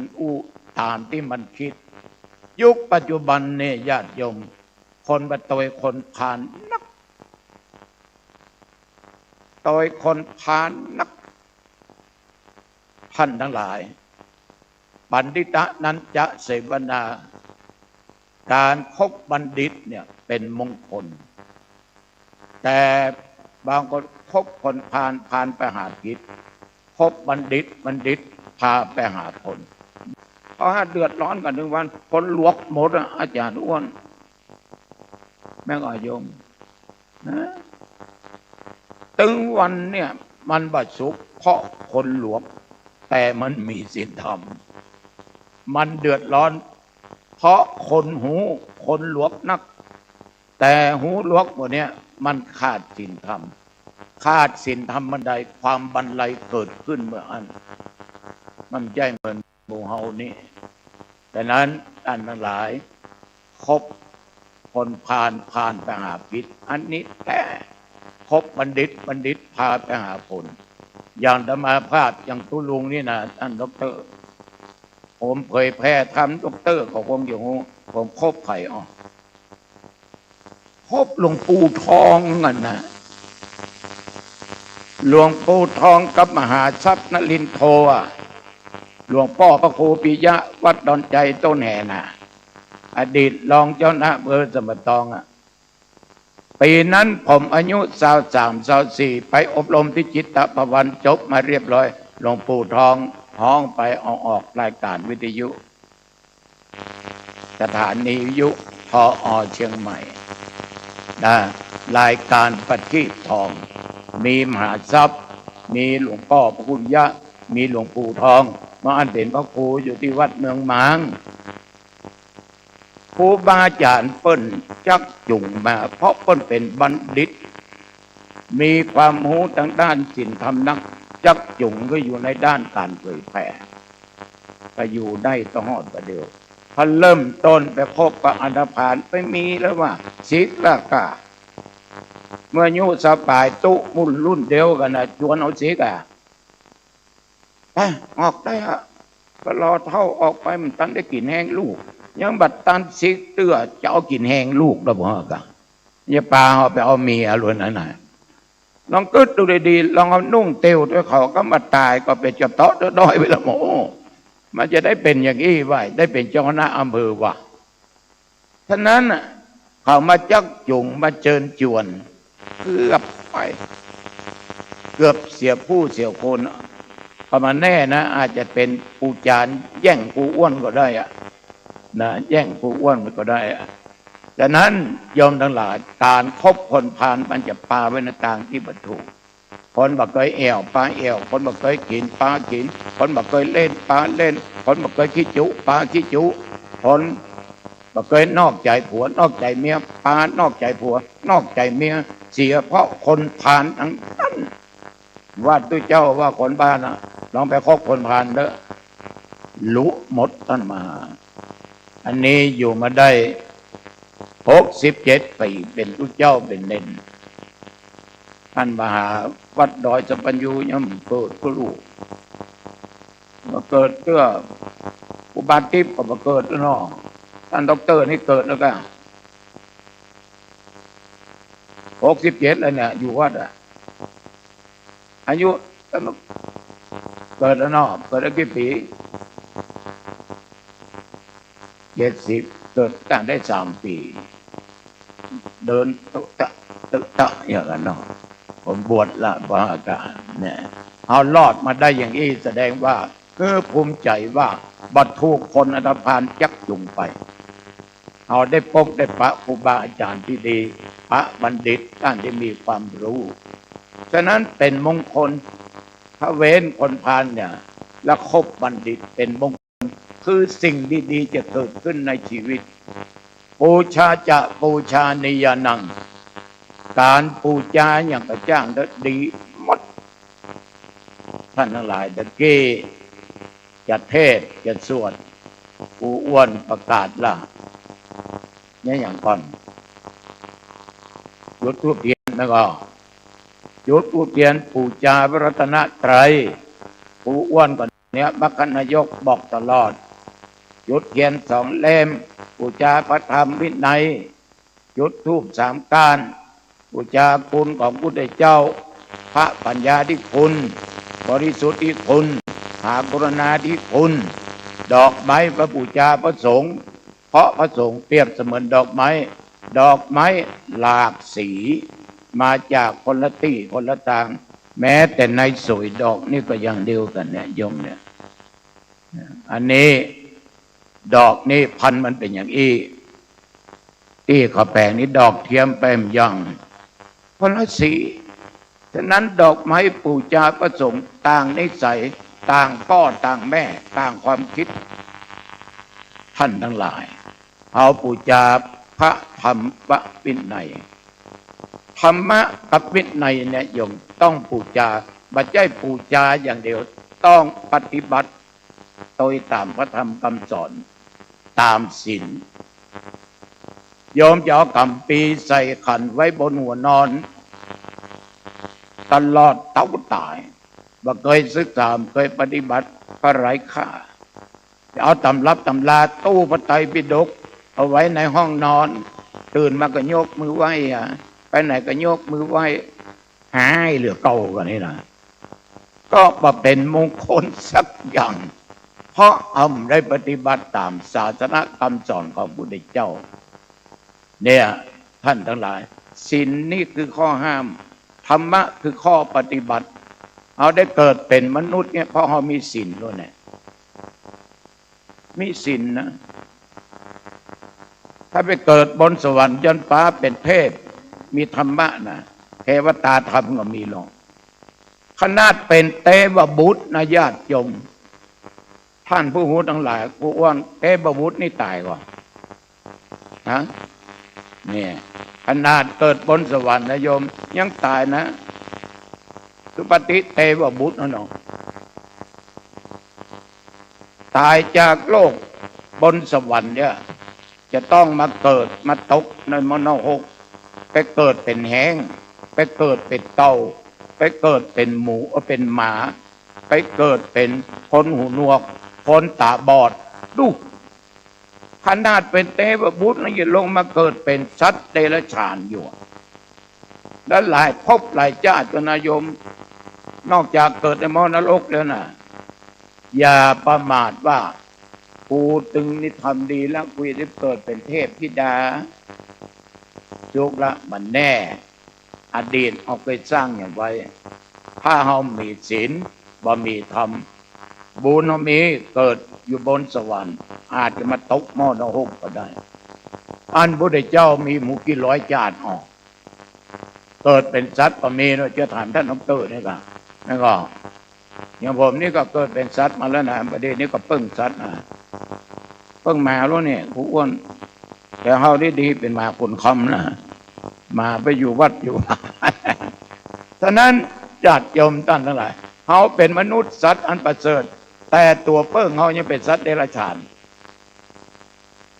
ท่านดร.เปิ้งอย่างวอกว่าล่ะเปิ้งอย่างเปิ้งอีวอกอ่ะว่ามาเนาะฮะเสือเปิ้งมาอยู่ดอยอ่ะอุบัติเนาะเสือนั่งด้วยกันสองตัวอันนี้เปิ้งหมานี่ผู้อ้วนนาคกำลังดังเนาะนาคเนี่ยจ้ะต้องหาจริงกับนาคนักญาติโยมท่านทั้งหลายเนี่ยตัวเปิ้งของเขาเนี่ย12 ราศีเอายังมีชื่อสัตว์เขาไปเสิร์ชอีกก็ลุงเปิ้งอย่างเปิ้งหมาอ่ะผู้อ้วนเปิ้งอย่างเปิ้งนาคเนี่ยนาคนี่ว่างามได้ลุงงูอ่ะแล้วก็มันเลยจากแม่แต่งมาเบียดดอยสะพันยูออกไม่ออกญาติโยมน้องกึศดูดีๆนะโยมนะธรรมะคือของจริงนะคือสิ่งที่ไม่ตายเป็นอมตะเป็นสัจจะคือของจริงฉะนั้นญาติโยมเอาทั้งหลายเนี่ยบูชาคุณแห่งพระพุทธคุณแห่งพระธรรมคุณแห่งพระสงฆ์อาตมานี่เอาทุกเจ้าและปิกไปนี่ก็เอาสิ่งที่เขาบูชากราบไหว้1พระพุทธ2พระธรรม3พระสงฆ์4ครูอาจารย์กับอุปัชฌาย์และ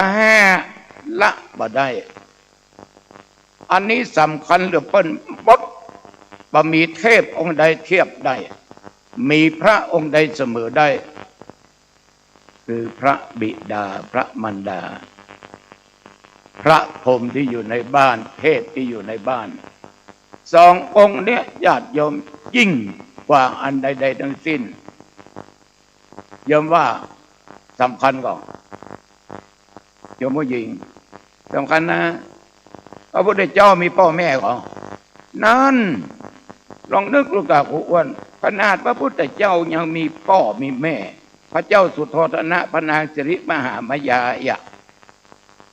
ตุตันนี่ก็มีพ่อมีแม่พ่อบุญมากับแม่ทองอย่างอาจารย์อ้วนก็มีพ่อมีแม่ทุกตนนั่งนี่มีพ่อแม่ฉะนั้นพระผู้ให้กำเนิดเกิดมาชีวิตเนี่ยสำคัญจริงโยมจะกราบไหว้เนี่ยพอกราบไหว้เด้อโดนบันดาลจ้าเนี่ยไปกราบนาคนี่ก็จ้าเท้าดังสี่นี่มีชื่ออย่างพ่อของอาจารย์อ้วนจำได้ก่อน1ตัตลดวิรูปักและอย่างวิรูหกภูเวนอันใดสำคัญถึงวันเขาไหว้อย่างท้าวเวสสุวรรณมันก็เคยมีโยมนี่เรื่องจริงจะไปถามสร้างท้าวเวสสุวรรณคือผมก็มาเอาต้องสร้างครบอาจารย์อ้วนเคยขึ้นเท้าทั้ง4ก่อนแล้วมันยังมี6 เศษตัวก็นานทำไมมี6 เศษตัวนั่นแหละพระอินทร์ต้องเป็นใหญ่พระอินทร์เป็นใหญ่แม่พระธรณีเป็นพยาน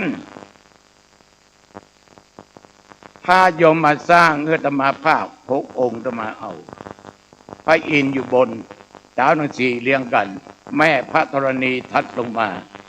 เพราะแม่พระธรณีเนี่ยเป็นพยานยังผู้จารว่านะพระอินทร์ใหญ่ดาวสกัดเทวราชนี่มันใหญ่ขนาดเป็นดาวเป็นอินทร์นี่มีเมียนะครูอ้วนมีก่อนท่านทั้งหลายมีหลายตัวเอาเทวบุตรมีมเหสีชื่อนางพุทธดีเนาะในธรรมเมื่อมาญาติเวสสันดรชาดกแม่ก็นั่นแหละญาติโยมทั้งหลายนางพุทธดีนี่ดิตชาติอย่างนั้นก็คือแม่ของพุทธเจ้านั่นเนาะนะญาติโยมทั้งหลายต้องไล่ลงมาเถอะเนี่ยทุกสิ่งทุกอย่างในญาติโยมแต่มาว่าเอาควรกราบไหว้บูชาพระในบ้านนักโยมนั่งนี่เป็นพระของลูกทุกคนบ่มีใครหักแต่มามีใครง่วงแต่เต้าพระในบ้านอาตมาภาพพระครูอธรวิสุทธิคุณสาธุเจ้าบุญตันมีวันนี้เพราะพ่อแม่พ่อบุญมาแม่ทองอุบสาร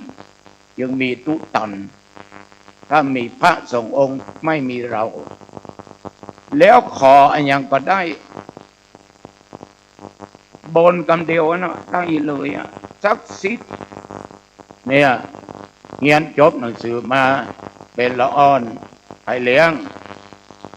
เข้าฮือไปแม่นมมือจืมไปแม่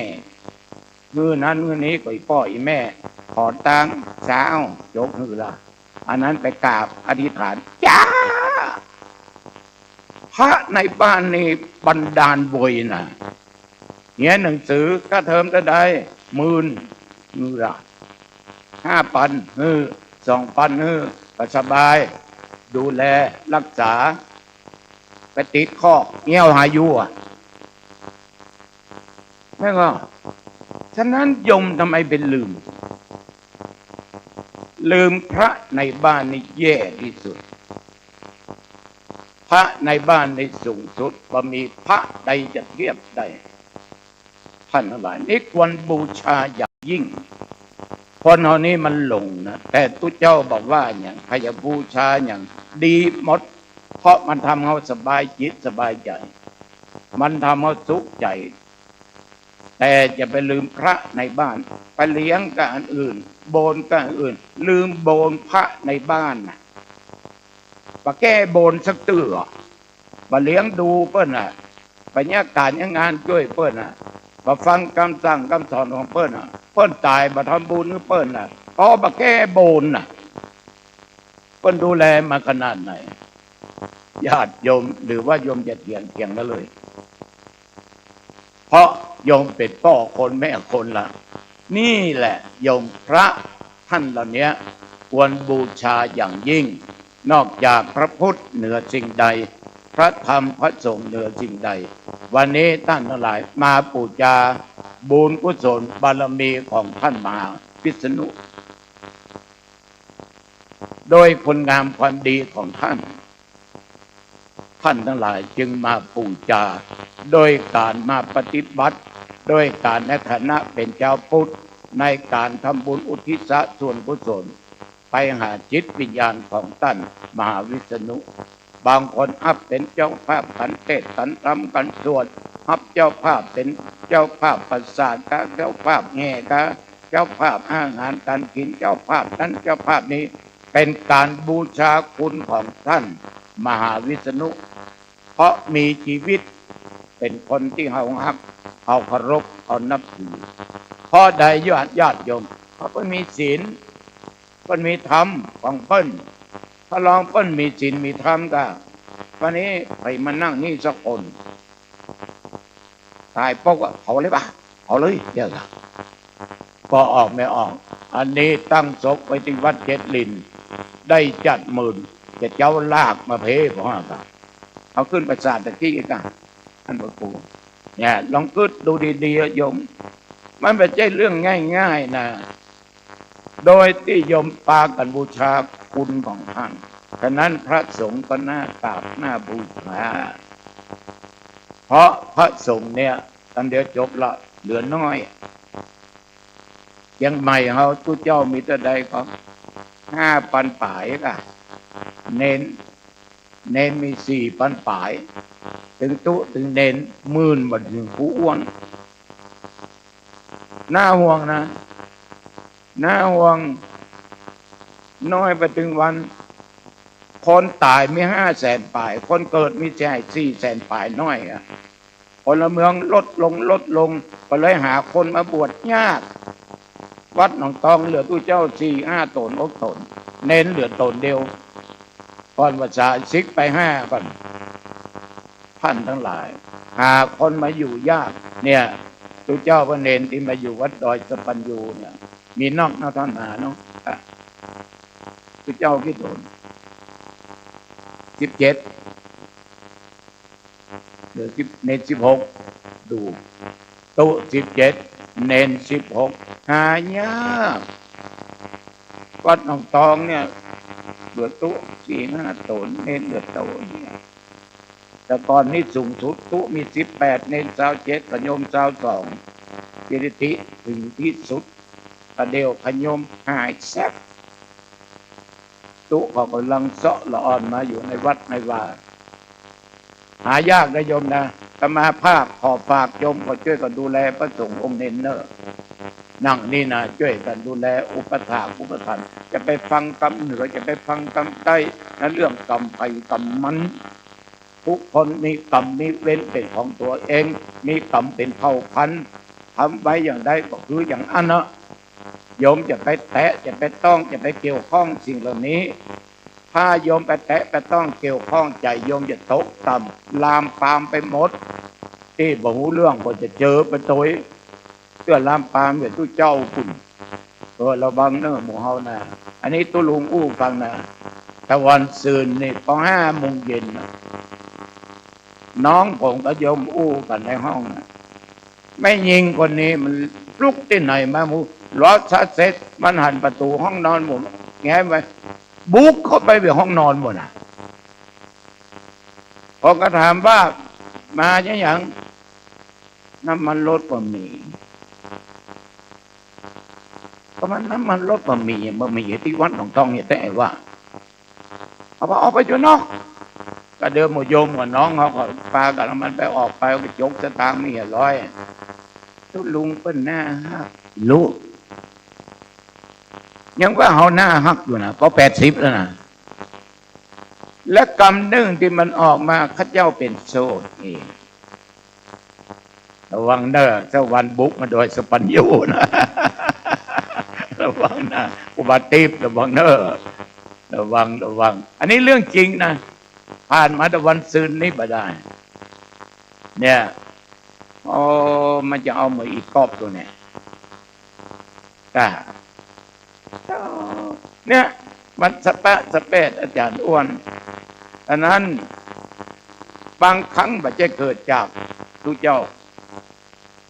บางครั้งเกิดกับสิ่งเหล่านี้ยมทั้งหลายละตุเนี่ยบางครั้งเนี่ยมันก็ขาดสติได้นะขาดขันติธรรมได้นะถ้ามันเข้ามาหวั่นเฮาอยู่ใหญ่ๆมันโดดเข้าใจเฮาเอาสู้แหงมันมาได้มันถ่ายคลิปไว้ลงตายลืมมาเพียดอยสัปญูเขาไปได้เตะแล้วว่าคืนนี้เน่าเฟะก็เหลือหันทั้งที่มันเกิดจากเอานะเกิดจากมันแต่น่ะเนี่ยระวังนะครับเน้อเอาไว้ใจบัดให้เอาเลยอันนี้เรื่องจริงเชื่อถามน้องที่ขับรถมาส่งมาเด้อฉะนั้นญาติโยมฟังข่าวเหนือใต้ตกออกก็ใช้สติปัญญาตึงตองพิจารณาโดยเหตุและด้วยผลเนอะอันนี้จะมาขอฝ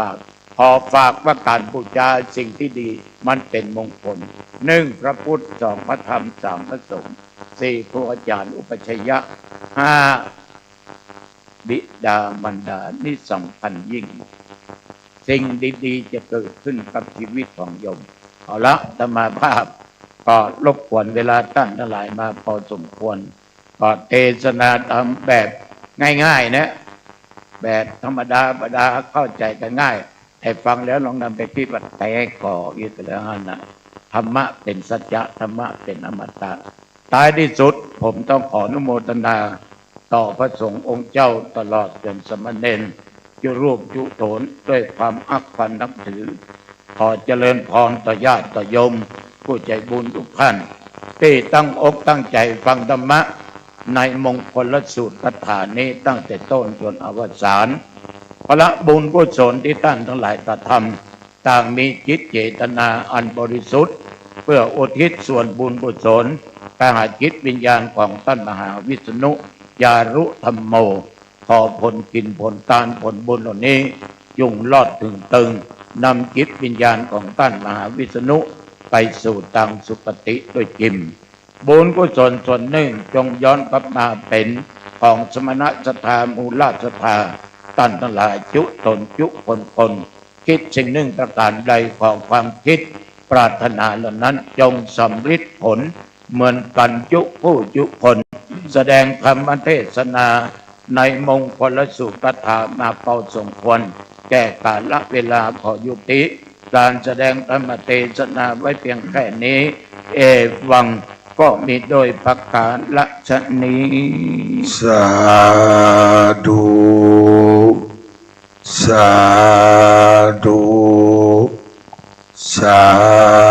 ธุพระเดชพระคุณหลวงพ่อได้แสดงธรรมได้ทั้งอัดได้ทั้งรสเป็นที่เข้าใจแก่พวกเราเชิญอาจารย์นันทศรีด็อกเตอร์ได้ประกาศผู้เข้าประเคนณบัดนี้กับโอกาสนี้ขอเรียนเชิญคุณนงเยาว์เจิมแหล่นะครับเขาน้อมถวายจตุปัจจัยการเทศน์แด่หลวงพ่อพระครูอาทรวิสุทธิคุณองค์ธรรมกถึกนะครับเรียนเชิญเนอนงเยาว์เจิมแหล่ออกมาเลยครับ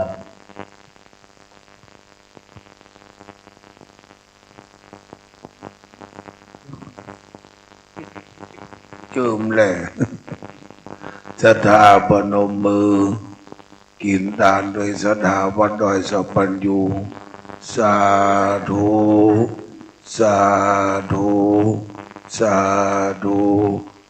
คุณแม่กลับไปนั่งที่เดิมเกี่ยมน้ำญาติถึงเทพบุตรเทวดาถึงท่านอาจารย์พระมหาวิษณุณบัดนี้ยะถาวะลิวังหาปุราปานิปุเรนติสาครังเอวะเมวะอิโตตินังเปตานังอุปกปติอิชิตังบดิตังทุมหังคิปะเมวะสมิจจันตุสัพเพปุเรนตุสังกปาจันโตปนรสโสยถามณิโจติละโสยถาบัดนี้หมายมีสมณศรัทธามูลศรัทธาตั้งไปในภายนอกภายในหมายนี้ตั้งพระครูสุดกิจจาภิรมย์ท่านเจ้าคณะอำเภอแม่วางเจ้าอาวาสวัดดอยสัพพัญญูพร้อมกับพระสังฆเจ้าจุตนสมณเณรจุองค์ผลเองอ้องไปนอกหมายมีอุบาสกอุบาสิกาตายกตายิกาใต้เหนือตกออกต่างได้มีจิตอันเป็นกุศลได้ปูชาธรรมมงคลสูตรคาถานิมนต์อัตมะเตสนาบัดเต้าแต่นั้นตกแต่งดาหามอัญญังตุปะปุปาลาจาดวงดอกก็ตอกดอกไม้ลำเทียนโภชนะวัตถุปัจจัยตยธรรมมาปูชาพระธรรมถวายเป็นทานในตัวเรามีเจตนาว่าจักได้อุทิศหน้าบุญกินบุญทานไปหาดวงวิญญาณผู้ที่ตายจากโลกนี้สู่โลกหน้าอันมีนามก่อนชื่อว่าท่านมหาวิษณุจารุธรรมโมแม่นได้วางอารมณ์อะไรจิตใจไปมาบ่จ้างได้ตกวางอบายภูมิมาตั้งสี่ได้ตายไปเป็นเพศเป็นผีเป็นเปตวิสัยอสุรกายคนค้างวัดวาบ้านจองหอเรือนไร่นากรรมเขตพระเทศบ้านเมืองฝ่ายสายศิลผู้วางแม่น้ำเถื่อนตั้มยักษ์ภูหาดังอันก็ดีขอกุศลบุญกินบุญทานเหล่านี้ไปอุ้มปกยกออกจากที่ร้ายขายก็สู่ทางที่ดีกันโยชน์ที่ดีแล้วเป็นข้าวน้ำติด10 ประการยังตนตัวท่านมหาวิษณุ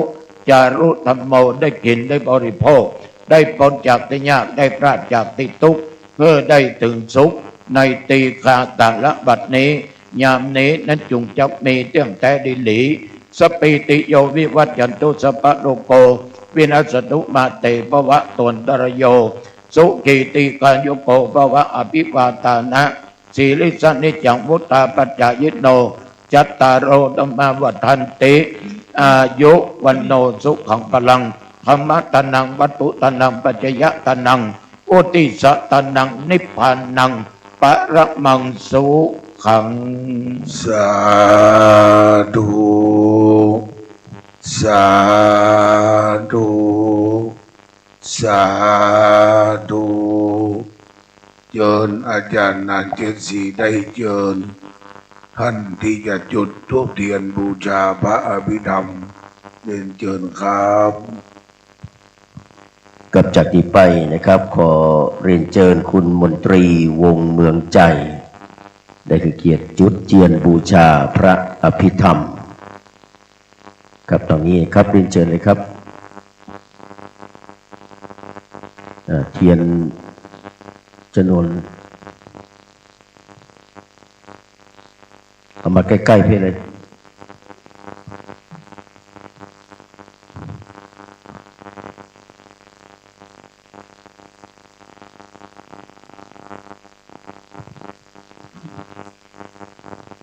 พระแม่สดาปนมมือหลังจากนั้นพระคุณเจ้าจะตุระวักสี่โลกสำนักวัดหนองตองตำบลหนองตองเทศบาลตำบลหนองตองพัฒนาแม่ตะจ้างหังดงจะได้สวดพระอภิธรรมเป็นลำดับไปณบัดนี้เยานะโมตัสสะภะคะวะโตอะระหะโตสัมมาสัมพุทธัสสะนะโมตัสสะภะคะวะโตอะระหะโตสัมมาสัมพุทธัสสะนะโมตัสสะภะคะวะโตอะระหะโตสัมมาสัมพุทธัสสะกุศลธัมมากุศลธัมมาปยากตาธัมมาตาเมธัมมากุศลายาสมิงสมาเยกามาวาจารังกุศลังเจตังอุปันนังโหติโสมานาสาสะอาคาตังญาณสัมปโยตังรูปารมนังวาสัทธา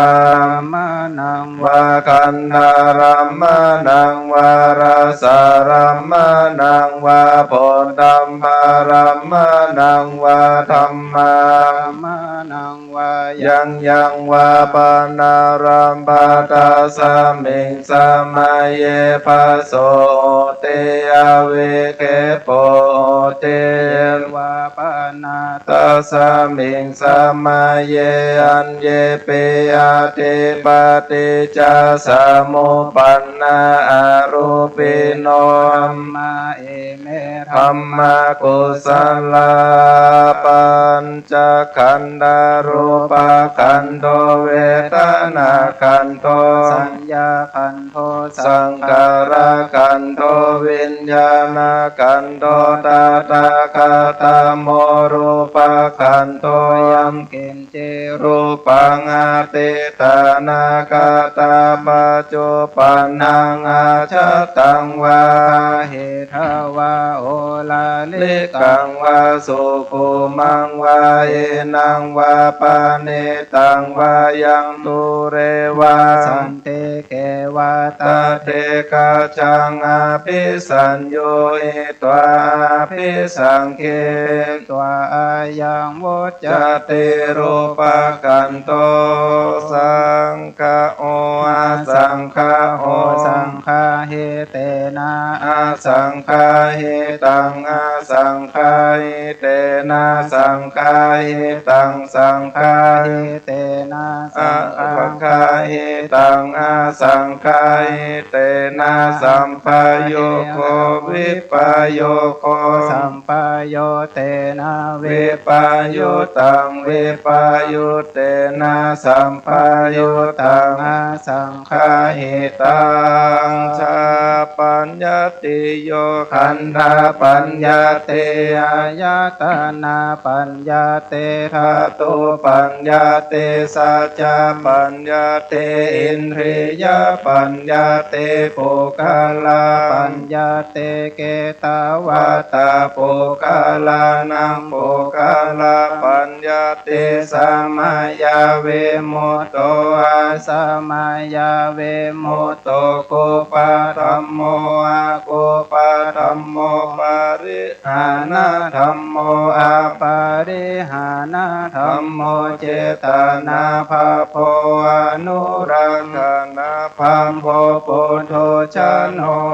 ตาระโพภายโยปาระโตอาภายโยปาระโตปัมภะกามโนอาปัมภะกามโนเนยโตอเนยโตปฏิปันนะโกภะเลติโตอะระหะอะระหันตายาปฏิปันโนปุ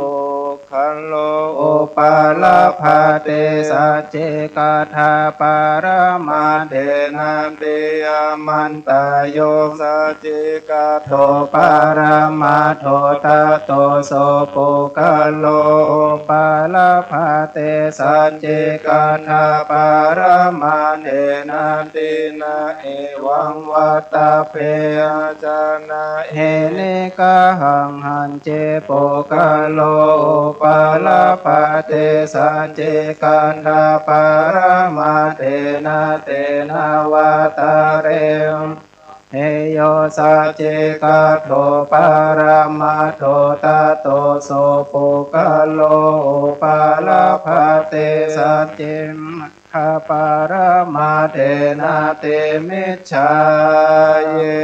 เกจิกุสลธรรมาสัพเพเตกุสลมูลาเยวาปานากุสลมูลาสัพเพเตธรรมากุสลาเยเกจิกุสลธรรมาสัพเพเตกุสลมูเลนะเอกามูลาเยวาปานาโกสลมูเลนะเอกามูลาสัพเพเตธัมมาโกสลาเหตุปัจจยโยอารัมมานาปัจจยโยอาเทปเตปัจจยโยอนันตาราปัจจยโยสัมมานันตาราปัจจยโยสหจตาปัจจยโยอัญญมัญญาปัจจยโยนิสัยยาปัจจยโย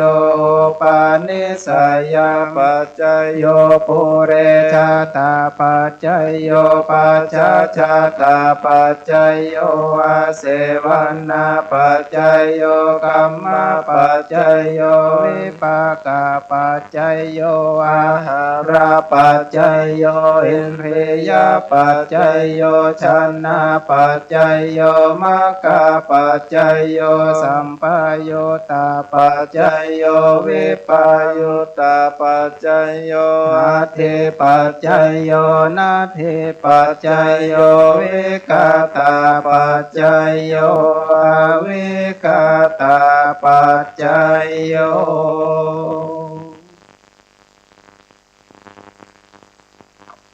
สาธุสาธุ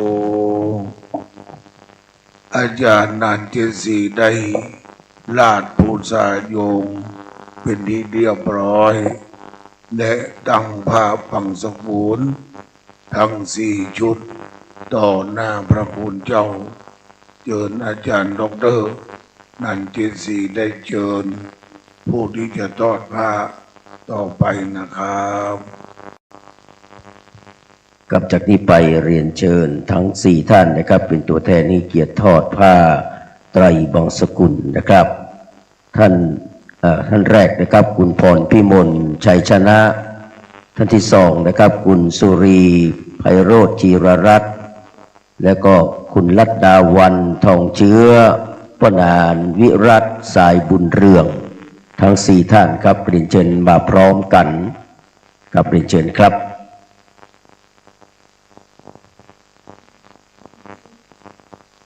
กับเรียนเชิญเลยครับพ่อนานนำเลย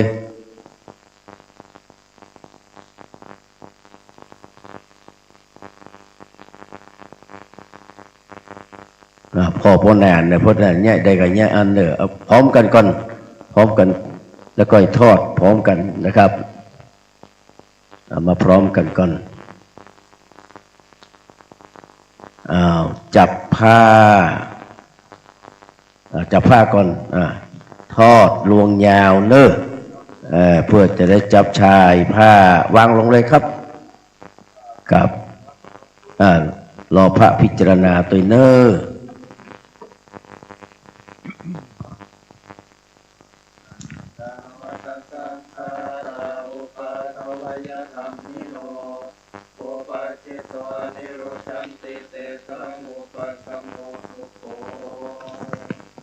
สาธุสาธุสาธุไปนั่งที่เดิมอาจารย์นันเจนศรีด็อกเตอร์ม้วนพระปุษาโยงเข้าที่แล้วก็ไปเอาขวดกินขวดตาลท่านมหาปรเชษฐ์ตั้งขวดตาลตุเจ้าหลวงวัดเจนลินตั้งขวดตาล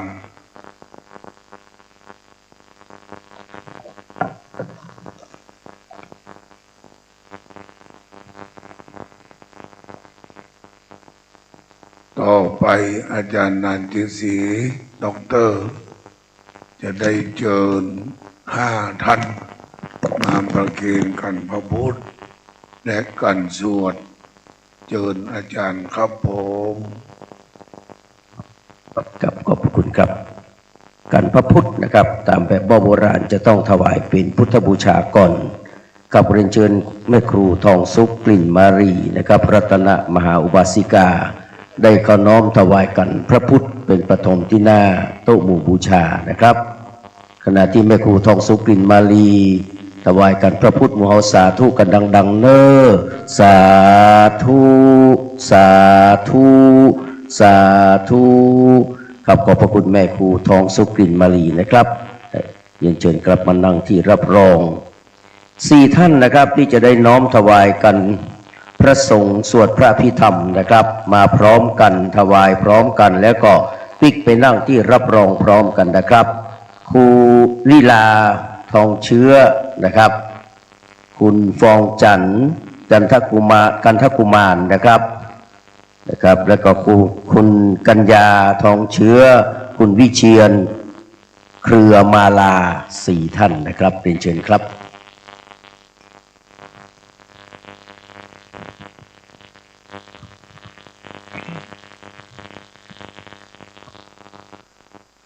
ตัวแทนศรัทธาวัดดอยสัพพัญญูเฮานั่งพร้อมๆกันกินทานพร้อมๆกันพนมมือสาธุสาธุสาธุประเคนเลยกลับไปนั่งที่เดิมไหว้ชาพระคุณเจ้าจตุรวัก4 รูปสำนักวัดหนองตองในปัตตานุโมทนาให้มีน้ำหยาดน้ำถึงท่านอาจารย์พระมหาวิษณุจารุธรรมโมณบัดนี้เจ้ายะถาวาริวหาปุราปาริปุเรนติสาคารังเอวะเมวะอิโตตินังเปตานังอุปกปปติอิชิตังปฏิตังตุมังคิปะเมวะสมิจตุสเปปุเรนตุสังกปาจันโทปนารโสยะถามณิโชติรโสยะถาวิวาจันตุสัพพะโรโค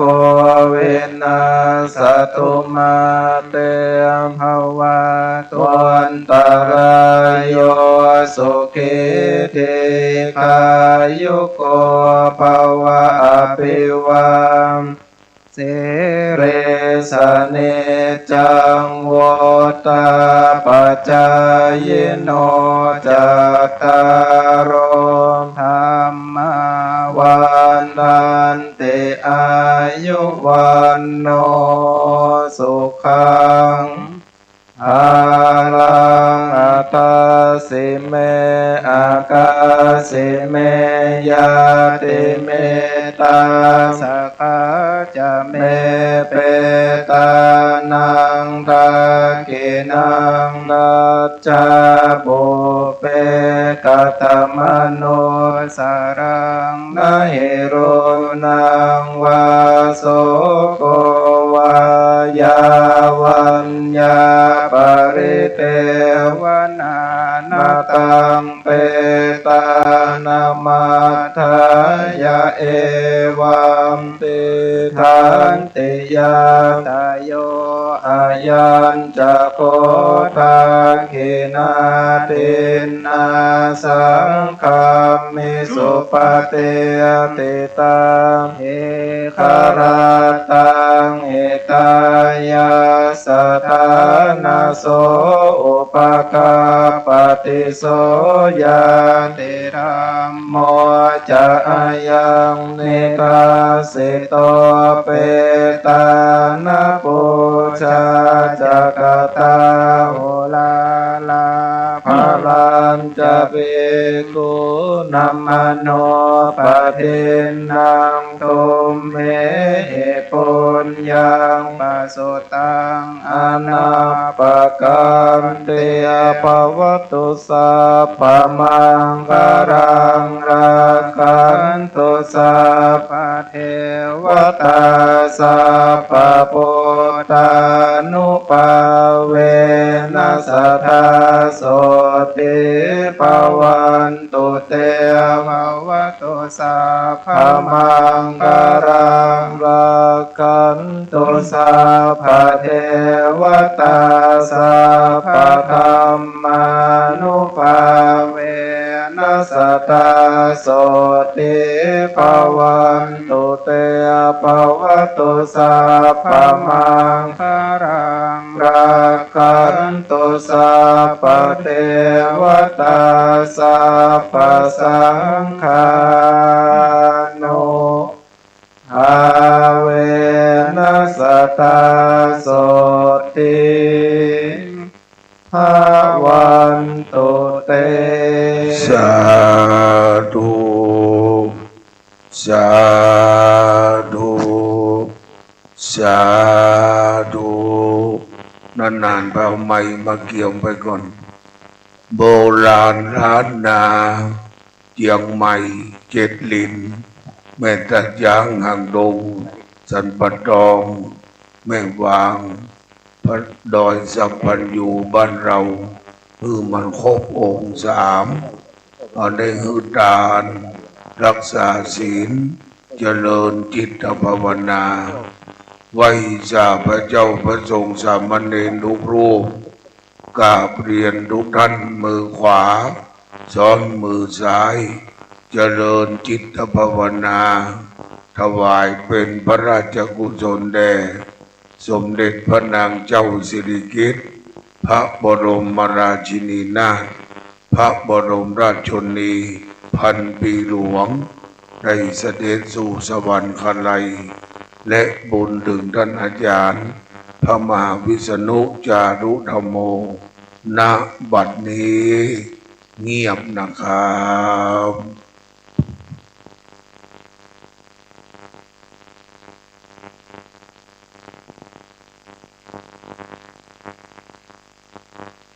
พอควรแก่เวลา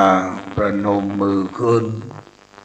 ครูบาอาจารย์บอกว่าภาวนาน้อยนิดหมอกไก่ก้มกินน้ำยางกระดิกหูงูแลบลิ้นบุญกุศลก็ถึงผู้มีพระคุณทั้งหลายอาจารย์นันเกศรีด็อกเตอร์นำพวกเราแผ่บุญณบัดนี้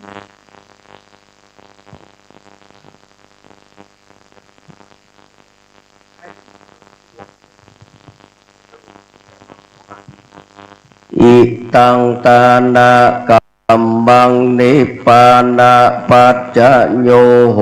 ตุโนนิจจังอิตังศีลกัมมังนะปัจจโยโหตุโน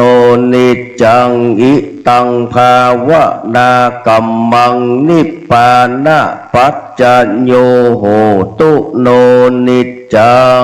ยังกินจิกุสลังกัตตพังกัมมังหิอัมเหหิกะตังปุญญังโนอนุโมทันตุสุนันตุพลโตเยเตวะอัสสมิงธาเนตาติคายุกาสัทธาโหนตุสัพพะสัตตานังสุขีอัตตานังปริหะรันตุมาตาปิตาตาโหนโตทุกขาปะโมจจันโตสัพเพญาตกาสุขิตาโหนโตทุกขาปะโมจจันโตอะยาตกาสุขิตาโหนโตทุกขาปะโมจจันโตสัพเพปีสาสัพเพยัคขาสัพเพเปตาสุขิตาโหนโตปะมุจจันตุสัพเพ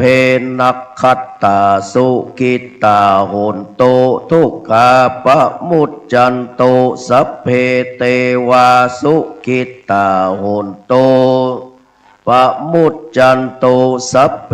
อาจาริยุปัชชายาโหนตุทุกขาปะมุจจันตุสัพพะสัมปตินังสมิจฉันตุโววันตาน้อยสรีระของท่านมหาวิษณุก่อนนะครับเนอะ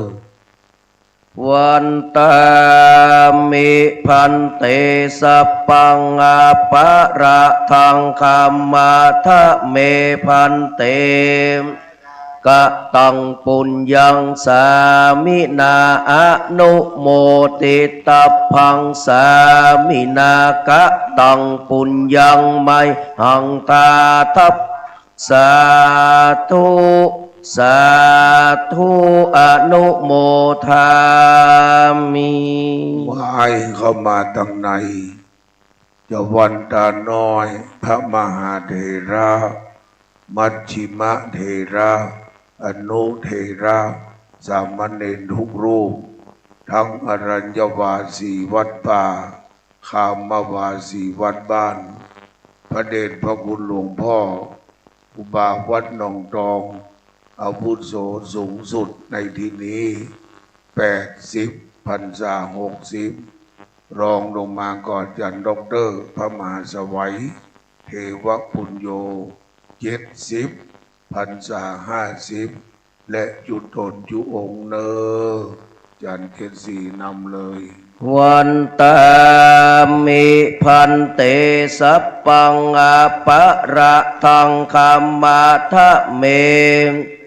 มยากะตังปุญญังสามินาอนุโมติตัพพังสามินากะตังปุญญังไมหังตาทัพพังสาธุสาธุอนุโมทามิ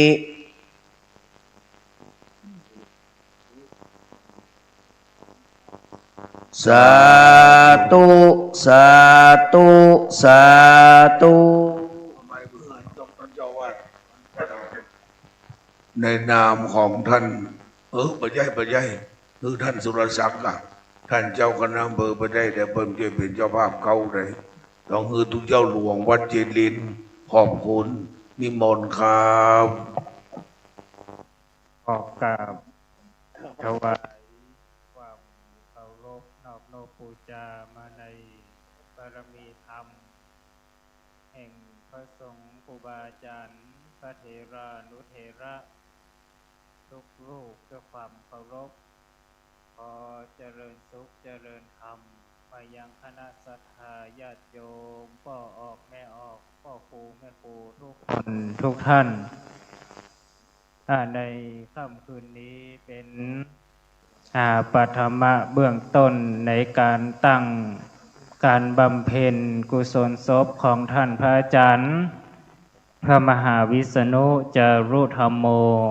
ณเมนชั่วคราวณวัดดอยสัปปัญโยอำเภอแม่วางจังหวัดเชียงใหม่ซึ่งได้นำยังสรีระสังขารของท่านพระอาจารย์ได้ขึ้นสู่ปราสาทแก้ววิมานคำหลังใหญ่กว้างตามติคณะศรัทธาญาติโยมพ่อออกแม่ออกท่านทั้งหลายได้เห็นได้หันอยู่ณตอนนี้ก็ขออนุโมทนาบุญกับทุกท่านทุกคนซึ่งจะมีการบำเพ็ญกุศลศพแหม2 คืนก็คือวันพรุ่งนี้ก็คือวันที่20กับ21แหม2 คืนก็ขอเรียนเจริญพรญาติโยมท่านทั้งหลายได้เข้ามาร่วมกันทำบุญกินทานหยาดน้ำและในวันที่22นั้นก็จะมีพิธีการประชุมเพลิงต่อไปในค่ำคืนนี้ขออนุโมทนากับคณะศรัทธาทุกท่านทุกคนได้ตั้งจิตตั้งใจมาจากลำพูนก็ดีจากเชียงใหม่บ้านเฮาก็ดีขอบุญกินบุญทานได้มาอภิบาลปกปักรักษาคือกับทุกท่านทุกคนได้อยู่ดีมีสุขเหมือนกันทุกท่านทุกคนจัตตารโอธรรมาวาทันติอายุวันโนสุขังภะลังสาธุสาธุสาธุทุกท่านปนมมือเนอหลับดีฝันดีโชคดีตลอดไปกราบพระรัตนตรัยพร้อมกันนะครับอะระหังสัมมาพุทโธภควาพุทธังภวันตังอภิวาเทมิสวากขาโตภควตาธัมโมธัมมังนะมัสสามิสุปฏิปันโนภควโตสาวกสังโฆสังฆังนะมามิทุกอย่างเรียบร้อยทางเจ้าภาพเลี้ยงน้ำขิงต้มนะครับเนอะเชิญทุกท่านตามอัธยาศัยนะครับ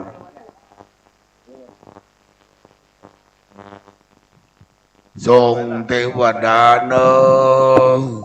กองฟ้าครูบาสังลุยแห่เนอ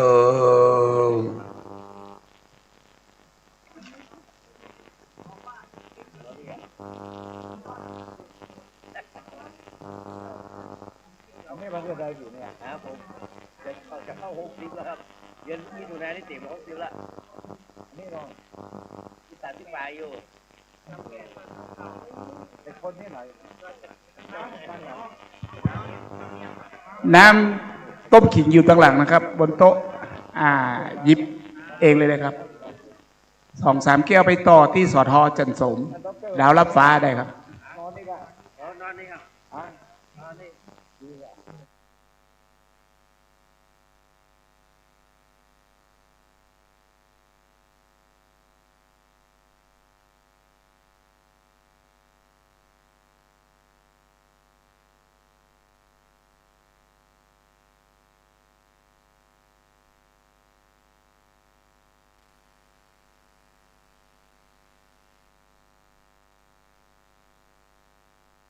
สงฆ์คณะสัตยาวัดเจ็ดดินและก็วัดดอยสัปปัญญูนะครับกราบนมัสการขอบพระคุณในเมตตาปรมีธรรมของท่านพระครูอาทรวิสุทธิคุณนะครับหลวงปู่บุญตันปริสุทธโธเจ้าคณะอำเภอหางดงเจ้าวาดวัดหนองตอง องค์ธรรมกถึกและก็พระสงฆ์จตุรวรรคสี่รูปเมตตาสวดพระอภิธรรมกราบนมัสการขอบพระคุณท่านพระครูสุตกิจจาภิรมย์เจ้าคณะอำเภอนะครับไม่วางวัดดอยสะพันยูคณะสงฆ์คณะศรัทธาวัดดอยสะพันยูเป็นเจ้าภาพในค่ำคืนนี้ขออนุโมทนากับศรัทธาสาธุชนพี่น้องเฮาทุกคนทุกท่านเน้อนะครับวันพรุ่งนี้ก็เริ่มเวลาเดิมนะครับคณะสงฆ์คณะศรัทธาในเครือข่ายวัดพระธาตุดอยสุเทพราชวรวิหารเป็นเจ้าภาพว่าเมื่อวัน2 โมงสวดธรรมนิยามสูตรนะครับพระสงฆ์50 รูปจะได้เมตตามาสวดพระพุทธมนต์ธรรมนิยามสูตรนะครับเวลา 19:30 นาทีก็จะมีเทศมีสวดองค์เทศในวันพรุ่งนี้ก็คือท่านพระครูเทพพวงศ์ประสิทธิ์นะครับวัดเทพประสิทธิ์สรีต้นเฮือดกับครูบาเจนะครับก็เรียนเชิญบรรดาพี่น้องได้ที่เก่าเวลาเดิมนะครับขอบคุณและอนุโมทนารับดีฝันดีขอบกราบนมัสการขอบพระคุณไปยังท่านพระครูสมุวิสุวัตรวรกิจโจผู้อำนวยการสถานีคลื่น 104.50 เมกะเฮิรตซ์เจ้าวาดวัดฝ่ายหินที่ได้เมตตานะครับมาทำการบันทึกการถ่ายทอดทั้งเสียงและภาพกราบนมัสการขอบพระคุณเป็นอย่างยิ่งนะครับขออำนวยอวยชัยให้พี่น้องทุกคนทุกท่านได้รับดีฝันดีทั้งที่อยู่ที่นี่และที่ฟังอยู่ทางบ้านขอให้มีแต่ความสุขทุกเวลาครับกราบนมัสการขอบพระคุณและ